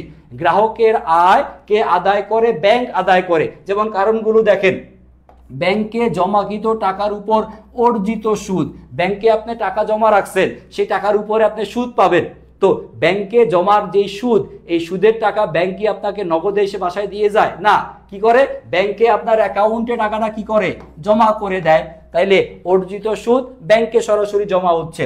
দেনাদার গ্রাহক বা ক্রেতা সরাসরি ব্যাংকে টাকা জমা দিছে। তাহলে টাকা জমা বা যোগ হয়েছে কোথায়? ব্যাংকে। ব্যাংক কর্তৃক সরাসরি কোনো অর্থ আদায়, আপনার প্রাপ্য বিলের টাকা, বিনিয়োগের সুদ, শেয়ার লভ্যাংশ, এই সবগুলো টাকা কে আদায় করছে? ব্যাংক। তাহলে এই সবগুলো টাকা কোথায় গিয়ে জমা হচ্ছে? ব্যাংকে জমা হচ্ছে। তবে আয়গুলো কি ব্যাংকের না কার আয়? গ্রাহকের আয়। তো গ্রাহককে জানাইতে হবে যে ভাই আপনার নামে কিছু টাকা পয়সা জমা হয়েছে ব্যাংকে। সো ব্যাংকের বইতে টাকাটা জমা করা আছে, আপনি নগদান বইতে টাকাটা কি করবেন? নগদান বইতে টাকাটা কি করবেন? যোগ করবেন। কারণ ব্যাংকে যোগ করা আছে, নগদান বইতে যদি আপনি যোগ করেন তাইলে আপনার ব্যালেন্স বা মিলটা সমান হয়ে যাবে। তাহলে আমরা শিখলাম 2টা মেমো, একটা হচ্ছে স্যার ডেবিট মেমো, একটা হচ্ছে ক্রেডিট মেমো। ডেবিট মেমো মানে খরচ, আর ক্রেডিট মেমো মানে হচ্ছে আয়। খরচের টাকা বাদ যাবে আর আয়ের টাকা যোগ হবে। ডেবিট মেমো খরচ, কোন জায়গা থেকে বাদ? নগদান বই থেকে বাদ। ক্রেডিট মেমো হচ্ছে আয়, যোগ হবে। কোথায় যোগ হবে? নগদান বইতে যোগ হবে। তাহলে মেমোরান্ডাম, ডেবিট মেমোরান্ডাম এবং ক্রেডিট মেমোরান্ডামের সম্পর্ক, ডেবিট মেমো এবং ক্রেডিট মেমোর সম্পর্ক কার সাথে? শুধুমাত্র নগদান বইয়ের সাথে। তাহলে নগদান বইয়ের সাথে যোগ হবে কোনটা? যেটা ক্রেডিট মেমো। নগদান বই থেকে বাদ যাবে কোনটা? Debit memo. এইভাবে মনে রাখেন, নগদান বইয়ের সাথে যোগ কোনটা? Credit memo. নগদান বই থেকে বিয়োগ কোনটা? Debit memo. ডেবিট মেমো মানে কি? খরচ। ক্রেডিট মেমো মানে কি? আয়। ডেবিট মানে খরচ, এটা বিয়োগ হবে নগদান বই থেকে, ক্রেডিট মানে আয়, নগদান বইয়ের সাথে হবে হচ্ছে যোগ। তাহলে এই হলো আমাদের ব্যাংক মিলকরণ বিবরণীর কনসেপ্ট, যা আমরা এতক্ষণ সময় নিয়ে আমরা পড়াইলাম, অনেকক্ষণ সময় নিয়ে আমরা হচ্ছে কনসেপ্টটা বিল্ড আপ করার চেষ্টা করছি লাস্ট 40 মিনিটসে। ব্যাংক মিলকরণ বিবরণীর জন্য যা যা বেসিক আপনার দরকার, এখানে মূল বক্তব্য হচ্ছে 4টা। আসেন আমরা প্রশ্ন সমাধান করার আগে আরেকবার একটু রিভিউ করতে চাই। রিভিউ করার জন্য পাশাপাশি আপনারা হচ্ছে এই প্রশ্নগুলো একটু সমাধান করতে শুরু করেন। এটা হচ্ছে বিশ্ববিদ্যালয় ভর্তি পরীক্ষার প্রশ্ন। সবার শুরুতেই যে প্রশ্নটা দেওয়া আছে এইটা কোয়েশ্চেন নাম্বার 1, ব্যাংক মিল বিবরণীর প্রশ্ন নাম্বার 1, এইটা ঢাকা বিশ্ববিদ্যালয়ের 2024-25, দ্যাট মিনস গত বছরের পরীক্ষার প্রশ্ন। যদিও সে এমসিকিউ পরীক্ষাটা পরে বাতিল হয়ে নতুন পরীক্ষা নেওয়া হয়েছে, বাট যদি প্রশ্নপত্রে ভুল না থাকতো তাহলে এই পরীক্ষাটাই অথবা গ্রহণযোগ্য হতো। সো এইটা ঢাকা বিশ্ববিদ্যালয়ের গত বছরের কোশ্চেন। একটু সবাই আসেন সমাধান করার ট্রাই করি। স্যার সঞ্চয়ী এটা চলতি হিসাব নাকি সঞ্চয়ী? চলতি হিসাবে গ্রাহক সুযোগ সুবিধা বেশি পেয়ে থাকে, ব্যাংক কেন পরিশোধ করবে? গ্রাহকের পরিশোধ করার কথা। স্যার ব্যাংক আপনার হয়ে কিছু দায়িত্ব পালন করে, ব্যাংক যে আপনার কাছ থেকে সার্ভিস চার্জ নেয় কি জন্য? ব্যাংক কিছু দায়িত্ব পালন, আপনি যদি ব্যাংকের অনুমতি দেন তাহলে ব্যাংক আপনার হয়ে পরিশোধ করবে, তাহলে আপনার দায় তো আপনি পরিশোধ করবেন, বাট আপনি যদি ব্যাংকের দায়িত্ব দিয়ে রাখেন, ব্যাংক মাসে মাসে সেই দায়গুলো কি করে পরিশোধ করে দেয়। যেমন মনে করেন আপনার বাসার পানির বিল, গ্যাসের বিল, এগুলো চাইলে আপনি ব্যাংকে যায় কি টাকা জমা দিয়ে আসতে পারেন, অথবা আপনি আপনার ব্যাংকে দায়িত্ব দিতে পারেন যে ভাই প্রত্যেক মাসে আমার অ্যাকাউন্ট থেকে গ্যাসের বিলের টাকা, পানির বিলের টাকা, বিদ্যুৎ বিলের টাকা কি করবেন? পরিশোধ করবেন। তাহলে ব্যাংক সরাসরি পরিশোধ করবে। এগুলো ব্যাংক কি সেবা দিচ্ছে আপনাকে। সো ব্যাংকের কাছ থেকে আপনি যে সেবাটা নিচ্ছেন তার বিনিময়ে ব্যাংক কিছু চার্জ কি করে? কেটে রাখে। তাহলে আধুনিক কারবার জগতে যদি আপনি আধুনিক মন মানসিকতা হয়ে থাকেন, তাহলে আপনি ব্যাংকের প্রপার ইউজ করার চেষ্টা করুন। ব্যাংকে টাকা জমা রাখতেছেন, ব্যাংক প্রত্যেক 6 মাস অন্তর অন্তর আপনার কাছ থেকে সার্ভিস চার্জ কেটে নেয়, 300-400 টাকা আপনার অ্যাকাউন্ট থেকে কি সার্ভিস চার্জ কেটে নিচ্ছে। তো ব্যাংকের প্রপার ইউজ আপনার করা উচিত। আপনি চাইলে মোবাইল দিয়ে এখন টাকা পয়সা আনতে পারেন, বিকাশের মাধ্যমে MFS করতে পারেন, আপনি বিকাশ আছে, নগদ আছে, এগুলো কি? এগুলাই তো ব্যাংকের কি আধুনিক সুযোগ সুবিধার মধ্যে। তো বিভিন্ন ব্যাংকের অ্যাপ আছে, অ্যাপের মাধ্যমে আপনি কি করতে পারেন? যে কোনো টাকা পয়সা আপনি পরিশোধ করতে পারেন, ব্যাংকে না গিয়েও আপনি ট্রানজ্যাকশন করতে পারেন। এগুলো সবই ইলেকট্রনিক এবং আধুনিক ব্যাংকিং জমানার সুবিধা। তো সুবিধা আপনি কেন নেবেন না? আর কারো কাছ থেকে সুবিধা নিলে সার্ভিস চার্জ তো আপনাকে দিতেই হবে। যেমন বিকাশের সার্ভিস চার্জ কত, হাজারে কত টাকা কাটে? 18 পয়েন্ট সামথিং কাটে। তো এগুলো কি? এগুলো হচ্ছে ব্যাংকের জন্য কি আয়ের সৃষ্টির একটা খাত, আর আপনার জীবনকে সহজ করার একটা বুদ্ধি হচ্ছে কি ব্যাংকিং ব্যবস্থা। তো আমাদের বর্তমান জমানায় আমাদের সাথে ব্যাংক ব্যবস্থা ওতপ্রোতভাবে জড়িত হয়ে আছে।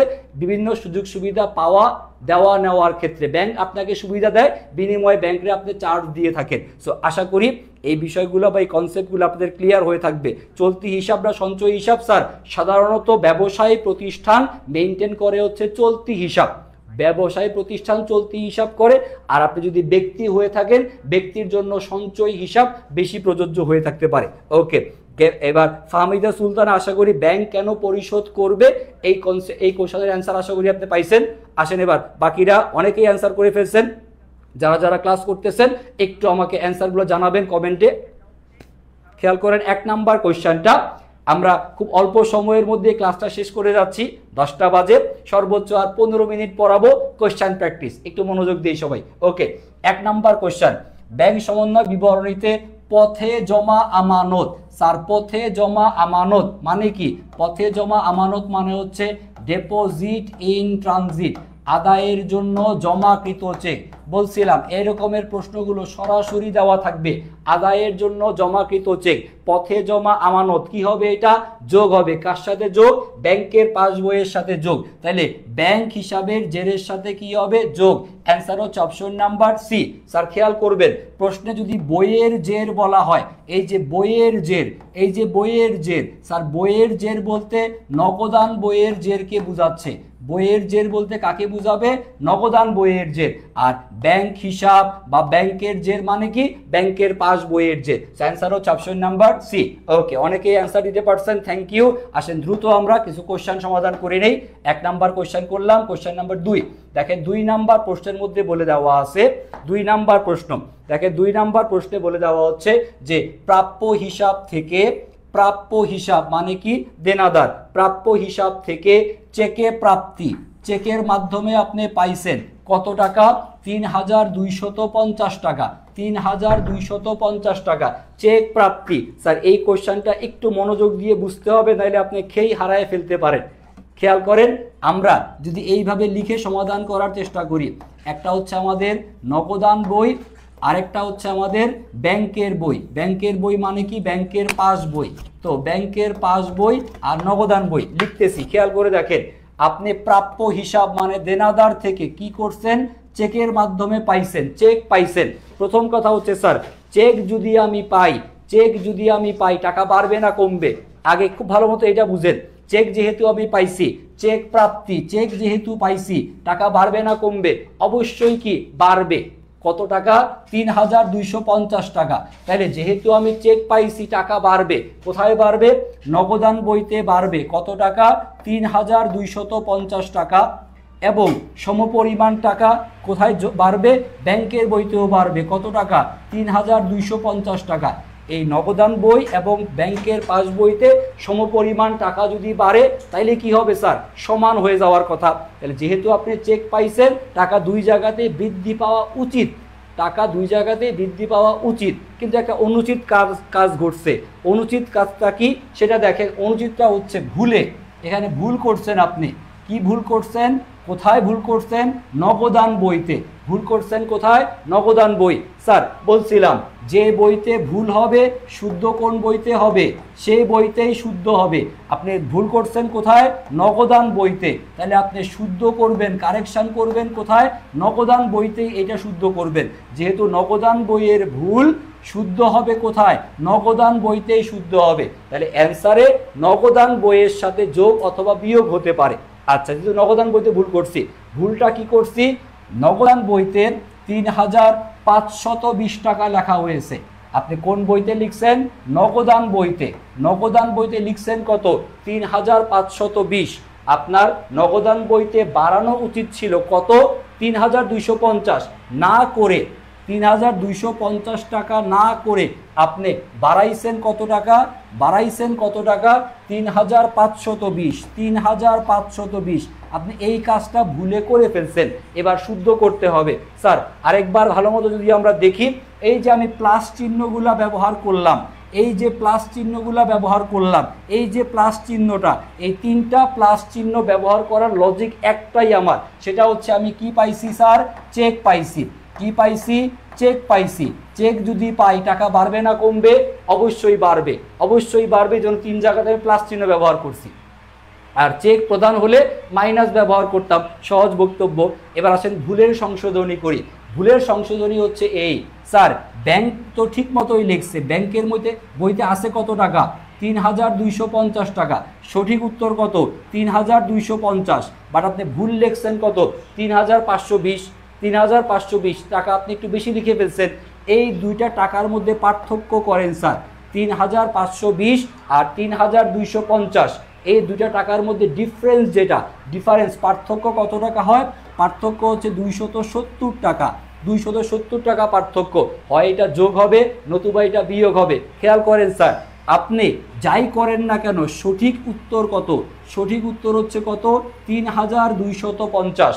তাইলে ৩,৫২০ থেকে যেহেতু টাকা বেশি লেখা হয়েছে, টাকার যদি আপনি মাইনাস করে দেন, কত টাকা মাইনাস করেন? ২৭০ টাকা। ৩,৫২০ থেকে ২৭০ টাকা যদি আমরা বিয়োগ করি বা বাদ দেই, ৩,৫২০ থেকে যদি আমরা ২৭০ টাকা বিয়োগ করি, তাহলে আমরা সঠিক অ্যামাউন্টে গিয়ে পৌঁছাইতে পারবো। তাইলে ৩৫২০ টাকা যেটা ভুল করা হয়েছে শুদ্ধ করার জন্য ৩৫২০ থেকে কত টাকা বিয়োগ করতে হবে? ২৭০ টাকা বিয়োগ করতে হবে। কোন বইতে? নগদান বইতে। কারণ ভুলটা করছিলাম কোথায়? নগদান বইতে। শুদ্ধ হবে কোন বইতে? নগদান বইতে। সো অ্যান্সার হচ্ছে নগদান বই থেকে বাদ যাবে কত টাকা? ২৭০। নগদান বই থেকে নগদান বই যোগ হবে না, ব্যাংক বিবরণী হবেই না, ব্যাংক বিবরণী হবেই না। নগদান বই থেকে বিয়োগ করতে হবে ২৭০। সঠিক উত্তর হবে অপশন নাম্বার ডি। সঠিক উত্তর হবে D number option. D number অপশনটা হচ্ছে সঠিক উত্তর। একটু খেয়াল করে দেখেন আপনারা এইটা ভালো মতো বুঝতে পারছেন কিনা, ভালো মতো বুঝতে পারছেন কিনা আমাকে একটু কমেন্ট করে জানায়েন। ২ নাম্বার কোশ্চেনটা যে সমাধান করালাম বুঝছি কিনা। যেহেতু টাকা আমরা বেশি লিখছিলাম, টাকা আমরা কমায় দিব কোন জায়গা থেকে? নগদান বই থেকে। আসেন পরবর্তী কোশ্চেনে যাই। কোশ্চেন নাম্বার ২ করলাম, এর পরবর্তী প্রশ্নগুলো তাড়াতাড়ি হবে। দেখেন কোশ্চেন নাম্বার ৩। দেখেন স্যার ৩ নাম্বার কোশ্চেন সেম টাইপের একটা প্রশ্ন। ৩ নাম্বার প্রশ্নে বলা আছে স্যার পাওনাদারকে দেয়া, পাওনাদারকে আপনি দিছেন, পাওনাদারকে দিছেন মানে কি? প্রথম কথা হচ্ছে এই জায়গাটাই ভালো মতো বুঝে নিতে হবে। পাওনাদারকে প্রদান মানে কি? চেক প্রদান। চেক প্রদান করলে আপনার টাকা কি হবে? হ্রাস পাবে। তার মানে কোন চিহ্ন ব্যবহার করবেন? মাইনাস চিহ্ন ব্যবহার করবেন। কোন চিহ্ন? মাইনাস চিহ্ন। এবার খেয়াল করে দেখেন ৩ নাম্বার প্রশ্নটা আগে আমরা সাজাই নেই, তারপরে এবার প্রশ্ন করব আর ধাপধুপ লিখে সমাধান করে ফেলবো। তাহলে প্রথম কথাটা বুঝতে পারছি কিনা? চেক প্রাপ্তি না প্রদান, এইটা সবার আগে ফাইন্ড আউট করতে হবে। প্রাপ্তি প্রদান না বুঝলে যোগ বিয়োগে ভুল হইতে পারে। যেহেতু পাওনাদারকে দেয়া মানে কি? চেক প্রদান। আর চেক প্রদান করলে কি হবে স্যার? অবশ্যই হ্রাস, এবং কোন চিহ্ন ব্যবহার করা হবে? মাইনাস চিহ্ন ব্যবহার করতে হবে। পাওনাদারকে দেয়া ৩৫২০ টাকার চেক, তাইলে চেকের অ্যামাউন্টটা কত? ৩৫২০। পাওনাদারকে দিছেন, দিলে টাকা কি হবে? মাইনাস। কোন জায়গা থেকে? ২ জায়গা থেকে মাইনাস। তাহলে নগদান বই থেকে মাইনাস হওয়ার কথা কত? ৩৫২০। ব্যাংকের বই থেকেও মাইনাস হওয়ার কথা কত? ৩৫২০। এইটা যদি ঘটে তাহলে নগদান বই এবং পাস বইয়ের ব্যালেন্স কি হবে? সমান হবে বা মিলে যাবে। যেহেতু আমরা চেক প্রদান করছি, টাকা ২ জায়গা থেকে কি হবে? মাইনাস হবে, কারণ আপনাকে এটা সমান বানাইতে হবে। তাহলে যদিও আপনি সমান বানাইতে চান, নগদান বই থেকেও মাইনাস, পাস বই থেকেও মাইনাস। এবার দেখেন ভুলটা কোথায় করছে? চেক ভুল করছেন কোন বই? নগদান বই। ভুল করছি কোথায়? নগদান বইতে। সো শুদ্ধ করব কোথায়? নগদান বইতে শুদ্ধ করব। নগদান বইতে ৩২৫০ টাকা লেখা হয়েছে। নগদান বইতে আপনার লেখা উচিত ছিল কত? ৩৫২০। মাইনাস কেন? যেহেতু পাওনাদারকে চেক প্রদান করছেন তাই মাইনাস করা উচিত ছিল। ৩৫২০ মাইনাস করে না করে আপনি নগদান বইতে লিখছেন কত? ৩২৫০। তার মানে নগদান বই থেকে আপনি মাইনাস করছেন কত? ৩২৫০ টাকা মাইনাস করছেন। করার কথা ছিল ৩৫২০, মাইনাস করছেন কত? ৩২৫০। আরেকবার বলে দিচ্ছি, এই যে মাইনাস চিহ্ন, এই যে মাইনাস চিহ্ন, এই যে মাইনাস চিহ্ন, এই 3টা মাইনাস চিহ্ন কেন ব্যবহার করলাম? কারণ পাওনাদারকে আপনি চেক প্রদান করছেন, পাওনাদারকে প্রদান, সো মাইনাস চিহ্ন হবে। প্রাপ্তি হলে 3টাই প্লাস চিহ্ন হইতো। এবার অ্যান্সার করার ক্ষেত্রে প্লাসও হইতে পারে, মাইনাস হইতে পারে। অ্যান্সার বের করাটা খেয়াল করেন। অ্যান্সারটা কিভাবে আপনি বের করবেন খেয়াল করেন। আপনি মাইনাস করা উচিত ছিল কত? ৩৫২০। না করে আপনি মাইনাস করছেন কত? ৩২৫০। বেশি মাইনাস করছেন না কম মাইনাস করছেন? কম মাইনাস করছেন। এই 2টা টাকার মধ্যে ডিফারেন্স কত? ডিফারেন্স হচ্ছে ২৭০ টাকা। এই ২৭০ টাকা এখন আপনি কী করবেন? প্লাস করবেন। প্লাস করলে কিন্তু এই 2টা মিলে এই ৩২৫০ হবে না। আপনি এই 2টা টাকা মিলে কত বানাইতে হবে? মাইনাস ৩৫২০ টাকা বানাইতে হবে। সো অলরেডি মাইনাস ৩২৫০ আছে। আরও যদি ২৭০ টাকা আপনি মাইনাস করেন, ৩২৫০ আর ২৭০, দুটাই যখন মাইনাস ফিগারে থাকবে তখন আপনার অ্যাকচুয়াল রেজাল্টটা তৈরি হবে মাইনাস ৩৫২০। সো আপনাকে 270 টাকা আবার বিয়োগ করতে হবে। কোন বই থেকে? নগদান বই থেকে। কারণ যেহেতু আপনি কম মাইনাস করছিলেন, আরও মাইনাস করে দিবেন। তাহলে উত্তর হচ্ছে নগদান বই থেকে বাদ যাবে কত? 270 টাকা। নগদান বই থেকে বাদ যাবে, নগদান বই থেকে বিয়োগ হবে কত টাকা? 270 টাকা, 270। এবার খেয়াল করে দেখেন আপনারা বুঝতে পারছেন কিনা, খেয়াল করে দেখেন বুঝতে পারছেন কিনা। আগের অঙ্কটাতে টাকা আমরা বেশি লিখছিলাম, তাই কমাই দিছি। এখানে টাকা আমরা কম লিখছি, আর একটু কমায় আমরা মাইনাস ফিগারে হতে পারছি। খেয়াল করে দেখেন এই দুইটা প্রশ্ন আপনারা বুঝছি কিনা, এই দুইটা প্রশ্ন আমরা বুঝছি কিনা। ওকে, আসেন এবার পরবর্তী প্রশ্নে যাই।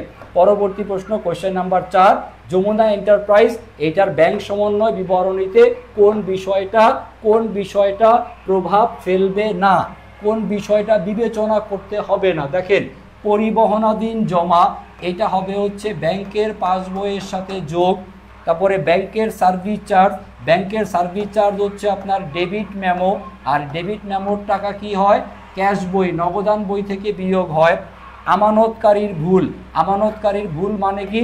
নগদান বইয়ের ভুল। তাহলে শুদ্ধ হবে কোথায়? নগদান বইতে যোগ অথবা বিয়োগ, যে কোনোটা হতে পারে। তাহলে এই তিনটা বিষয় বিবেচনা করতে হবে। যেটা বিবেচনা হবে না, অ্যান্সার হচ্ছে বি নাম্বার। খেয়াল করি, ব্যাংক কর্তৃক পরিশোধিত পাওনাদার বরাবর ইস্যুকৃত চেক, চেক যখন ইস্যু করা হয় তখন এটা নগদান বই থেকে অলরেডি মাইনাস করা আছে, এবং ব্যাংক যখন এটা পরিশোধ করে এটা ব্যাংকের বই থেকেও মাইনাস করা হয়ে গেছে। সো নগদেও মাইনাস করা আছে, ব্যাংকও সেটা পরিশোধ করে দিছে। যদি এটা অপরিশোধিত চেক হতো, ব্যাংক যদি চেকটা পরিশোধ না করত, তখন আপনার বিবেচনায় আসতো। বাট ব্যাংক যেহেতু পরিশোধ করে দিছে, এটা বিবেচনায় আসবে না। সো সঠিক উত্তর হবে হচ্ছে অপশন নাম্বার বি। আসেন পরবর্তী প্রশ্নে যাই। পরবর্তী প্রশ্ন দেখব কোশ্চেন নাম্বার 5। 5 নাম্বার প্রশ্ন, 5 নাম্বার প্রশ্ন সেম টাইপেরই একটা প্রশ্ন। আসেন এইটা একটু তাড়াতাড়ি যদি আমরা সমাধানের চেষ্টা করি। একটা চেক যা সঠিকভাবে ব্যাংক কর্তৃক লিখিত পরিশোধ করা হয়েছে। চেক কি করা হয়েছে স্যার? পরিশোধ করা হয়েছে। প্রশ্নের মধ্যে শব্দগুলো বুঝে যোগ বিয়োগ ঠিক করতে হবে। সো এই ধরনের প্রশ্ন সমাধানের জন্য আমরা এই রকমভাবে নগদান বই আর হচ্ছে ব্যাংকের বই দুইটা যদি একটু পাশাপাশি রাফ করে লিখি, তাহলে মিলাইতে সুবিধা হবে। তাহলে প্রথম কথা হচ্ছে চেক, এটা কি প্রাপ্তি না প্রদান সেটা আগে বুঝেন। চেক পরিশোধ করা হয়েছে, চেক পরিশোধ করা হয়েছে, চেক পরিশোধ করা হয়েছে মানে কি হবে? হ্রাস পাবে। চেক পরিশোধ প্রদান বুঝাইলে কি হবে? হ্রাস। আর হ্রাস পাইলে কোন চিহ্ন? মাইনাস চিহ্ন। সো আমরা প্রশ্নের শুরুতেই মাইনাস চিহ্নগুলো ইউজ করে যাব, তারপর সমাধান করব। ওকে, ব্যাংক সঠিকভাবে সেটাকে লিখছে এবং পরিশোধ করছে। কত টাকা সেটা? টাকা হলো 448। তাহলে আমাদের সঠিক টাকার পরিমাণ কত? 448। এই 448 টাকা কে পরিশোধ করছে? ব্যাংক পরিশোধ করছে। সো টাকাটা কি হওয়া উচিত? পরিশোধ করছে মানে কি? মাইনাস হওয়া উচিত। মাইনাস হওয়া উচিত কোন জায়গা থেকে? ব্যাংক থেকে মাইনাস হবে কত? 448, এবং টাকাটা নগদান বই থেকেও মাইনাস হবে কত? 448। তাহলে নগদান বই এবং পাস বই দুই জায়গা থেকে যদি 448 টাকা মাইনাস হয়, তাহলে দুটা বইয়ের ব্যালেন্স কি হবে স্যার? সমান হবে, হওয়ার কথা। এবার ভুলটা করছে কে? আসেন সেটা খেয়াল করি। ভুলটা করছে হচ্ছে ভুলবশত ব্যাংক চেকটি 484 টাকায় লিপিবদ্ধ করে। এই প্রশ্নের মধ্যে একটা ঝামেলা আছে। ঝামেলাটা কোথায় সেটা বলতেছে। এটা ঢাকা বিশ্ববিদ্যালয়ের প্রশ্ন, ঢাবি 15-16। এই দেখেন প্রশ্নে বলছে ব্যাংক কর্তৃক লিখিত ও পরিশোধিত। ব্যাংক যদি লেখে আর পরিশোধ করে, তাহলে ব্যাংক আবার ভুল করে কিভাবে? ব্যাংক তো ভুল করার কথা না। এই প্রশ্নের ইংরেজির যে টার্মটা দেওয়া ছিল, ইংরেজির মধ্যে বলে দেওয়া ছিল যে আপনি সঠিকভাবে পরিশোধ করছেন, লিখিছেন এবং পরিশোধ করছেন কোন বই থেকে? From cash book. ক্যাশ বুক থেকে আপনি এইটা লিখছেন এবং পরিশোধ করছেন, মানে সঠিক কাজ করা হয়েছে নগদান বইতে, ভুলটা করছে হচ্ছে ব্যাংক।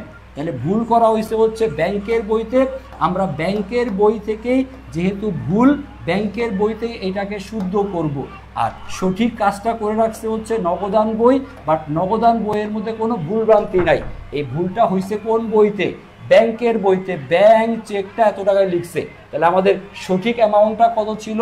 448। আমার ব্যাংক থেকে মাইনাস হওয়ার কথা কত? 448 নগদ থেকেও মাইনাস হওয়ার কথা কত 448। ভুল করছে কোন বই? ভুল করছে হচ্ছে ব্যাংক। ব্যাংক চেকটি 484 টাকায় লিপিবদ্ধ করে। তাহলে ভুল হয়েছে কোথায়? ব্যাংকের বইতে। কত টাকা লিখছে? 484 টাকা লিখছে। তাহলে ব্যাংক মাইনাস করে দিছে। কত মাইনাস করছে? 484। অ্যাকচুয়ালি মাইনাস করা উচিত ছিল কত? 448 মাইনাস করা উচিত ছিল। 448-এর জায়গায় আপনি মাইনাস করছেন কত? 484 মাইনাস করছেন। যেহেতু আপনি বেশি মাইনাস করে দিছেন, বেশি মাইনাস করে ফেলছেন, ডিফারেন্স যেই 36 টাকা, সেই 36 টাকা আপনি এখন যোগ করে দিবেন। কারণ 484 মাইনাস আর প্লাস 36, 484 মাইনাস আর প্লাস 36 দুটা মিলায়ে আপনি সঠিক অ্যামাউন্টে পৌঁছাতে পারবেন। তাহলে 484 বেশি মাইনাস করা হয়েছে, তাহলে টাকাটা আমরা কি করে দিব? এখন প্লাস করে দিব। প্লাস করে দিলে টাকাটা কি হয়ে যাবে? একটু কমে আসবে। তাহলে এই 36 টাকা কি করতে হবে? 36 টাকাকে কি করা লাগবে? 36 টাকা যোগ হবে কার সাথে? ব্যাংকের পাস বইয়ের সাথে। তাহলে ব্যাংকের জেরের সাথে যোগ হবে 36 টাকা। অ্যান্সার হচ্ছে অপশন নাম্বার এ। এটা সিম্পল যোগ বিয়োগের ম্যাটার স্যার। আপনার সঠিক কত? মাইনাস 484। লিখছেন কত? মাইনাস 448 হলো সঠিক, 84 হচ্ছে ভুল। তাইলে 84 মানে কি বেশি বিয়োগ করছেন। সো ডিফারেন্সটা আপনি কি করবেন? এই যে মাইনাসের ফিগার, এটার সাথে আপনি প্লাস করে দেন। তাহলে মাইনাস 484 থেকে তার সাথে 36 যদি যোগ করা হয় তাহলে অ্যামাউন্টটা কত হবে? মাইনাসের ফিগারেই থাকবে কত? 448। এইটা মুখে মুখে হিসাব না করে একটু খাতার মধ্যে লিখবেন স্যার, তাহলে আপনাদের জন্য বুঝতে খুব বেশি সুবিধা হবে। এই প্রশ্নগুলো অনেক ক্ষেত্রেই আপনারা ঝামেলায় পড়েন, নর্মাল যোগ বিয়োগটা বুঝতে পারি না স্যার। যোগ বিয়োগ বোঝার জন্য শুরুতেই চেক প্রাপ্তি না প্রদান এইটা আগে শিওর হইতে হবে। প্রাপ্তি হলে সব জায়গাতে যোগ চিহ্ন দেন, দেন অ্যান্সারে গিয়ে প্লাস বা মাইনাস হবে। চেক প্রদান হলে সবগুলোতে মাইনাস চিহ্ন দেন, অ্যান্সারে গিয়ে প্লাস বা মাইনাস হইতে পারে। আপনাকে সঠিক উত্তরে পৌঁছাইতে হবে। সঠিক উত্তরে পৌঁছানোর জন্য টাকা প্লাসও হইতে পারে, মাইনাসও হইতে পারে। সেটা অঙ্কের একদম বেসিক। ক্লাস 6-7-এ যদি যোগ বিয়োগ ভালো মতো করে থাকেন তাহলে এই অঙ্ক আপনার কাছে মোটেও কঠিন হওয়ার কথা না। ওকে, আসেন পরবর্তী প্রশ্নে যাই আমরা। পরবর্তী প্রশ্ন দেখেন, কোয়েশ্চেন নাম্বার 6। এই 6 নাম্বার প্রশ্নে বলা আছে ব্যাংক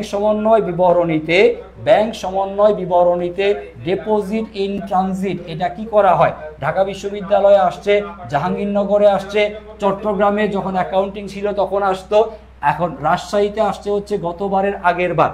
চট্টগ্রামে এখন অ্যাকাউন্টিং এর পরিবর্তে অ্যানালিটিক্যাল অ্যাবিলিটি আর হচ্ছে ম্যাথ আর হচ্ছে ইংরেজি বিষয় থেকে প্রশ্ন আসে। এবং চট্টগ্রাম বিশ্ববিদ্যালয়ের জন্য আমাদের আই এডুকেশনে আপনাদের জন্য ম্যাথ, অ্যানালিটিক্যাল অ্যাবিলিটি এগুলোর ক্লাস থাকবে ফ্রি। আমাদের ম্যাথ এবং অ্যানালিটিক্যাল অ্যাবিলিটি আমাদের অ্যান্সার করতে হয়। জগন্নাথ বিশ্ববিদ্যালয়ের পরীক্ষাতে ম্যাথ আসে, বিউপির পরীক্ষাতে ম্যাথ আসে, আর চট্টগ্রাম ইউনিভার্সিটির পরীক্ষায় ম্যাথ এবং আইকিউ থেকে প্রশ্ন আসে। এবং এই সবগুলোই আমরা আপনাদেরকে পড়াই দিব একটা কোর্সে। আমাদের যেটা আইসিইউ ব্যাচ, এইচএসসি 25 ব্যাচের জন্য যে আইসিইউ ব্যাচের সকল বিশ্ববিদ্যালয়ের প্রিপারেশন এক কোর্সেই হয়ে যাবে। আপনি যে টাকাটা দিয়ে ভর্তি হচ্ছেন, লেকচার শিট পাচ্ছেন, আমাদের বই পাচ্ছেন, ওএমআর পাচ্ছেন, স্টাডি প্ল্যানার পাচ্ছেন এবং সকল বিশ্ববিদ্যালয়ের প্রস্তুতি একই সাথে ইনশাল্লাহ পেয়ে যাচ্ছেন। সবার আগে আমরা ঢাকা বিশ্ববিদ্যালয়ের প্রস্তুতিটা শুরু করি। ঢাকা বিশ্ববিদ্যালয়ের প্রস্তুতি অনুযায়ী আপনি অন্যান্য সকল ইউনিভার্সিটির প্রস্তুতি ক্রমান্বয়ে ইনশাল্লাহ আপনার হতে থাকবে। ওকে, 6 নাম্বার কোয়েশ্চেনের অ্যান্সারটা করেন সবাই। Question number 6, deposit in transit মানে কি? আদায়ের জন্য জমাকৃত চেক। ডাইরেক্ট মুখস্থ অ্যান্সার। কার সাথে যোগ হবে? কার সাথে যোগ? ব্যাংকের বইয়ের জেরের সাথে যোগ, ব্যাংকের সাথে যোগ। পাস বইয়ের ব্যালেন্স সাথে কি করতে হবে? যোগ করতে হবে। স্যার বুক ব্যালেন্সের মানে হচ্ছে নগদান বই, মাথায় রাখবেন। বুক ব্যালেন্স মানে হচ্ছে নগদান বই।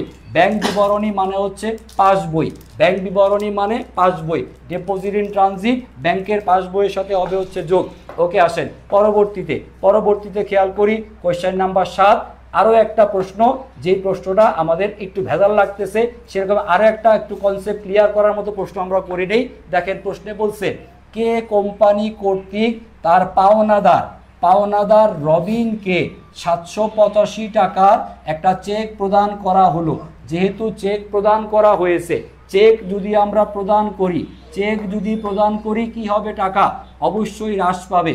কত 785, নগদান বই থেকে মাইনাস করার কথা কত 785, আর ব্যাংকের পাসবই থেকেও মাইনাস করার কথা কত 785।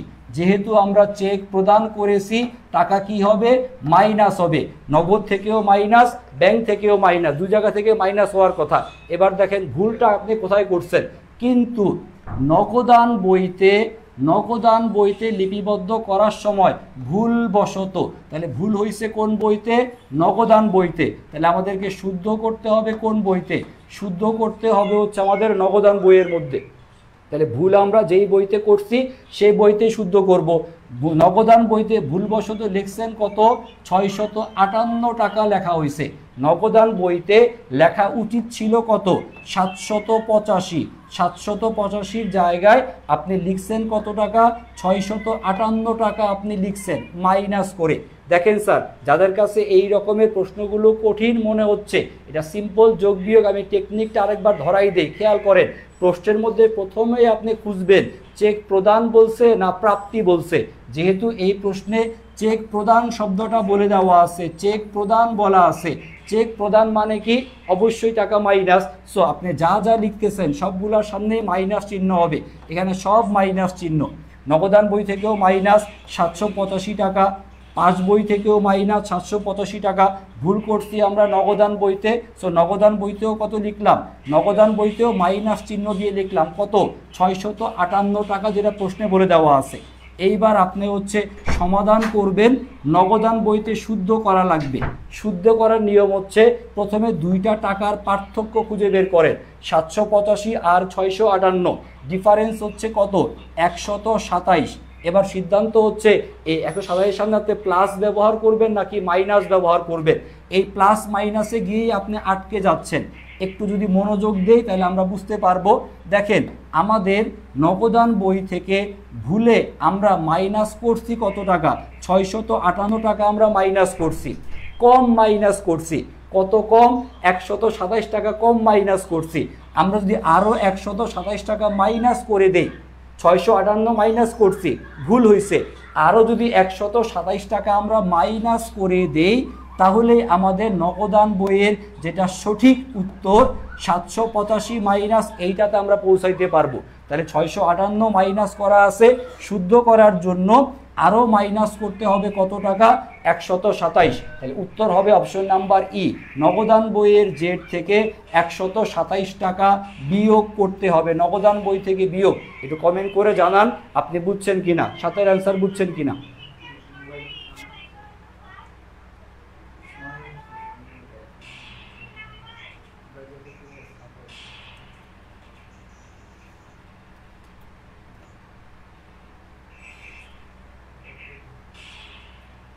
ওকে ওকে ওকে, সাথের অ্যান্সার উও মানে হচ্ছে অপশন নাম্বার ই। ওকে, যারা যারা অ্যান্সার করছেন একটু কমেন্টে জানায়েন যে বুঝছেন কি না। স্যার এই প্রশ্নটা একটু ঝামেলাপূর্ণ এবং এই রকমের খেয়াল করে দেখেন আমরা 6-7টা অঙ্ক আপনাদেরকে সমাধান করে দেখাইছি, কারণ এই প্রশ্নগুলোই ঝামেলার এবং এই প্রশ্নগুলোই আপনার হচ্ছে পরীক্ষায় আসে, আর এই প্রশ্নগুলোতেই আপনারা হচ্ছে আটকে যান। সেই প্রশ্নগুলো আপনাদের কাছে বুদ্ধি একটাই, খাতার মধ্যে লিখে সমাধান করবেন, অবশ্যই খাতায় লিখে সমাধান করবেন। আমি বোর্ডে যেমন লিখলাম এভাবে লিখে একটু সমাধান করবেন। ওকে, যারা যারা অ্যান্সার করছি ধন্যবাদ আপনাদের। আসেন আর অল্প 2-1টা প্রশ্ন যেগুলো সহজ সেগুলো সমাধান করে আমরা আমাদের ক্লাস শেষ করে দিব। ওকে, আসেন 7 নাম্বার করছিলাম, কোয়েশ্চেন নাম্বার 8 নাম্বার প্রশ্ন। দেখেন কোয়েশ্চেন নাম্বার 8, ব্যাংক সমন্বয় বিবরণীতে ব্যাংকে উপস্থাপিত না হওয়া চেক। স্যার ঢাকা বিশ্ববিদ্যালয়ের কোয়েশ্চেন, এইটা আবার জাহাঙ্গীরনগর বিশ্ববিদ্যালয়ে আসছে 19-20-এ। ব্যাংকে উপস্থাপিত না হওয়া চেক, ব্যাংকে উপস্থাপিত না হওয়া চেক বা অপরিশোধিত চেক বা বকেয়া চেক, অপরিশোধিত এই নামটাও দেওয়া থাকতে পারে, অপরিশোধিত বা বকেয়া চেক, অপরিশোধিত বা বকেয়া চেক, অথবা প্রশ্নে ইস্যুকৃত চেক এই শব্দটাও বলে দেওয়া থাকতে পারে। ইস্যুকৃত চেক এটাও বলা হইতে পারে, চেক ইস্যু করা হয়েছে ব্যাংকে উপস্থাপন করা হয় নাই, চেক অপরিশোধিত আছে বা বকেয়া আছে, অপরিশোধিত বা বকেয়া চেক, ব্যাংকে উপস্থাপিত না হওয়া চেক। এটার সমাধান কি? সমাধান কি? সমাধান কি? সমাধান কি? ব্যাংকের বই থেকে বিয়োগ। অপরিশোধিত বা বকেয়া চেক কোন জায়গা থেকে বিয়োগ? ডিরেক্ট ব্যাংকের বই থেকে বিয়োগ। এই যে ব্যাংকের জেড থেকে বাদ দিতে হবে। অ্যান্সার হচ্ছে অপশন নাম্বার বি, অপরিশোধিত বা বকেয়া চেক ডিরেক্ট ব্যাংকের বইয়ের জেড থেকে বাদ দিতে হবে। ইশতিয়াক, ওকে, যে বইয়ের ভুল সেই বইতে যোগ অথবা বিয়োগ হবে। আপনি নগদে ভুল করলে নগদের মধ্যেই সমাধান, ব্যাংকের বইতে ভুল করলে ব্যাংকের বইতেই সমাধান করবেন। আশা করি ক্লিয়ার। যেইগুলা দেখাইছি প্রশ্ন একটু খাতায় লিখে স্যার প্র্যাকটিস করবেন। আমরা পিডিএফটা দিয়ে দিব, ক্লাসে যেভাবে করালাম খাতার মধ্যে করে নোট করবেন। আর ক্লাসের মধ্যে এই বিষয়গুলো নোট করা হয়ে যাওয়ার পরে আই এডুকেশনের যেটা official group, I education official যে গ্রুপ, সেই গ্রুপের মধ্যে একটু পোস্ট করে দিবেন আপনাদের নোটগুলো, যেটা আপনারা করছেন কিনা, কোথাও প্রবলেম হয়েছে কিনা সেটা আমি ফাইন্ড আউট করে দেখতে পারবো। সো আপনাদের যা নোট করতেছেন এটা অবশ্যই গ্রুপে একটু পোস্ট করে আমাদেরকে দেখাবেন, তাহলে আমরা চেক করে দিব সব ঠিকঠাক আছে কিনা। 8 নাম্বার কোশ্চেন শেষ। আসেন পরবর্তী কোশ্চেনে যাই। পরবর্তী কোশ্চেন নাম্বার 9 নাম্বার প্রশ্নে জিজ্ঞাসা করা হচ্ছে, ব্যাংক সমন্বয় বিবরণী প্রস্তুতকালে ক্রেতা কর্তৃক ব্যাংক হিসাবে সরাসরি জমা। স্যার ক্রেতার অন্য নাম বলা যেতে পারে হচ্ছে গ্রাহক, গ্রাহকের অন্য নাম বলা যেতে পারে হচ্ছে দেনাদার, আর দেনাদারের অন্য নাম বলা যেতে পারে হচ্ছে প্রাপ্য হিসাব। যে কোনো নাম আপনার পরীক্ষাতে আসতে পারে, সব লিখে দিচ্ছি তাহলে মনে রাখেন। ক্রেতা মানে কি? ক্রেতা মানে হচ্ছে গ্রাহক, দেনাদার বা প্রাপ্য হিসাব। তাহলে আপনার দেনাদার কি করছে? সরাসরি জমা দিছে কোথায়? ব্যাংকে। দেনাদার যদি সরাসরি ব্যাংকে টাকা জমা দেয়, এটাকে বলা হবে হচ্ছে ক্রেডিট মেমো। দেনাদার সরাসরি ব্যাংকে টাকা জমা দিছে, এটা কি? Credit memo. আর ক্রেডিট মেমোর সমাধান হচ্ছে যোগ হবে কার সাথে? নগদান বইয়ের জেরের সাথে যোগ। অ্যান্সার হচ্ছে অপশন নাম্বার সি। এটার অ্যান্সার হবে হচ্ছে অপশন নাম্বার সি। দেনাদার সরাসরি ব্যাংকে টাকা জমা দিছে, টাকা জমা বা যোগ হয়েছে কোথায়? ব্যাংকে। সমান করার জন্য কোন বইতে যোগ করতে হবে? নগদান বইয়ের ব্যাংক জেরের সাথে কি করতে হবে? যোগ করে দিতে হবে। তাইলে কি হবে? সমাধান হয়ে যাবে, মিলে যাবে। আসেন লাস্ট আরেকটা প্রশ্ন আমরা সমাধান করি। 9 নাম্বার কোশ্চেন করলাম। আসেন পরবর্তী প্রশ্ন। এই যে এই রকমের অঙ্ক যেগুলো, সেগুলো আপনারা সমাধান করবেন। অলরেডি অঙ্কগুলো আমি করাইছি আপনাদেরকে। আর একটা সহজ প্রশ্ন করি। এই দেখেন কোশ্চেন নাম্বার 11 নাম্বার প্রশ্নে বলা আছে যে ব্যাংক সমন্বয় বিবরণী, এটা এমন একটা বিবরণী, এই বিবরণীটা আপনি কি জন্য তৈরি করেন? আমরা তৈরি করি হচ্ছে নগদান বই আর হচ্ছে পাস বই, এই দুইটা বইয়ের জেরকে কি করার জন্য? সমান করার জন্য বা মেলানোর জন্য। এবং এটা কে প্রস্তুত করে?